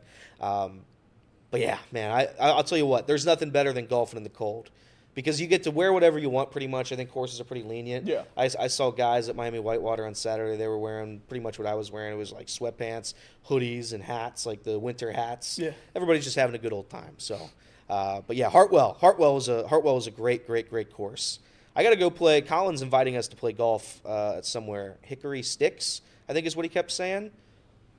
I'll play Hickory Sticks. I don't know where it's at, but I'll play it. If it's up by Dayton, maybe. I don't know. I don't know if you can call what I do playing golf, but I see. Go. I see people say that too. Oh, I have a friend named Zach, and those of you who listen to the show, we've played before. You know how bad I am. Yeah, but my definition of being a bad golfer is so much different than everybody else's. Like, I don't care that much. I have one good friend named Luke.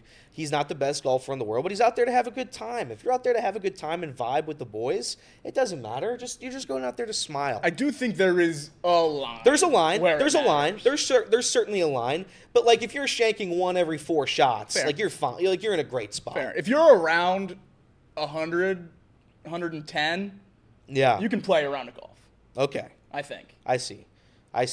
Okay, so Reed and Colin saying it's in Van Wert. That is far away. That's all right. I'll go to Van Wert. That's fine. My sister's at ONU. I imagine it's somewhere close to there, so that's fine. I thought Elliot was training for the Masters. I'm always training, Molly. It's a forever process. Oh, Jimmy with the great point. The greatest scramble team of all time was me, Jimmy, and Trace, where Trace took every shot. Oh, that was a good team. Reed and Sean and I. I'll tell you what. We didn't win that. Reed and Sean and myself played Trace, Jacob, and Jimmy in a round of golf. And I swear to God, that was the most unity I felt in a while. I thought we were clicking in all cylinders. I'm going to give us the win. In fact. It came down to like Trace making like a 15-foot putt. Ludicrous, absolutely ludicrous. We fought our tails off, and we almost won that thing. I'm gonna give that to us retroactively. That was a win for Reed, Sean, and myself, no doubt about it. But that was a good time. Casey, we got to teach you how to play golf. You don't even have to be good. You just got to go out there and have fun. You're out on that? I'll be okay with just tagging along, carrying the camera. I'm good with all that. No, we got to get you there. I do a bad thing too when I play. I start throwing clubs. Oh, don't do that. I'm a club thrower. You're also a purple glove guy. I am a purple and I'm a 2-glove guy. I do the Aaron Rye. Same color? Seen Aaron Rye? No, different colors. Oh, I like that. Different colors. I like that. I'm a 2-glover now. My hands. There's something with my brain. Golf is the craziest mental sport you'll ever play. Yeah. Like there will be a day where you're on all cylinders. You're playing fantastic golf, and then there'll be the next day. It's like you forget how to play the sport, and you don't understand why. It's just gone. And then once you know it's gone, your brain's like, all right, we're done today. We got 16 more holes. Nah, we're out.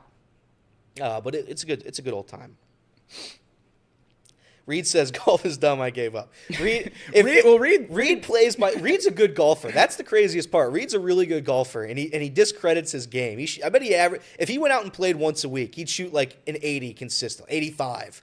And in his mind, he says an 85 is not good. 85 is great. Yeah. If I averaged an 85, I'd play golf all the time. Yeah, I'd be the happiest golfer that's ever played. I'd literally be the happiest golfer that's ever played. I averaged probably right in the 90. I shot a 91 on, what was that, Saturday. So I was fine. I had a horrible backside. I shot a 44 on the front, and I shot whatever gets me to 91 on the back. Absolutely terrible. But I get mad at myself. But if I'm listening to music, I'm going to be okay. My grandpa will refuse to listen to music with me on the course. It throws him off. He's playing like he's on the tour. Come on. We got 17 holes left. We're all just trying to have a good time. Let's listen to some music. Mark Fetter's with the point of the day and something we absolutely have to bring up before we end the show. Okay.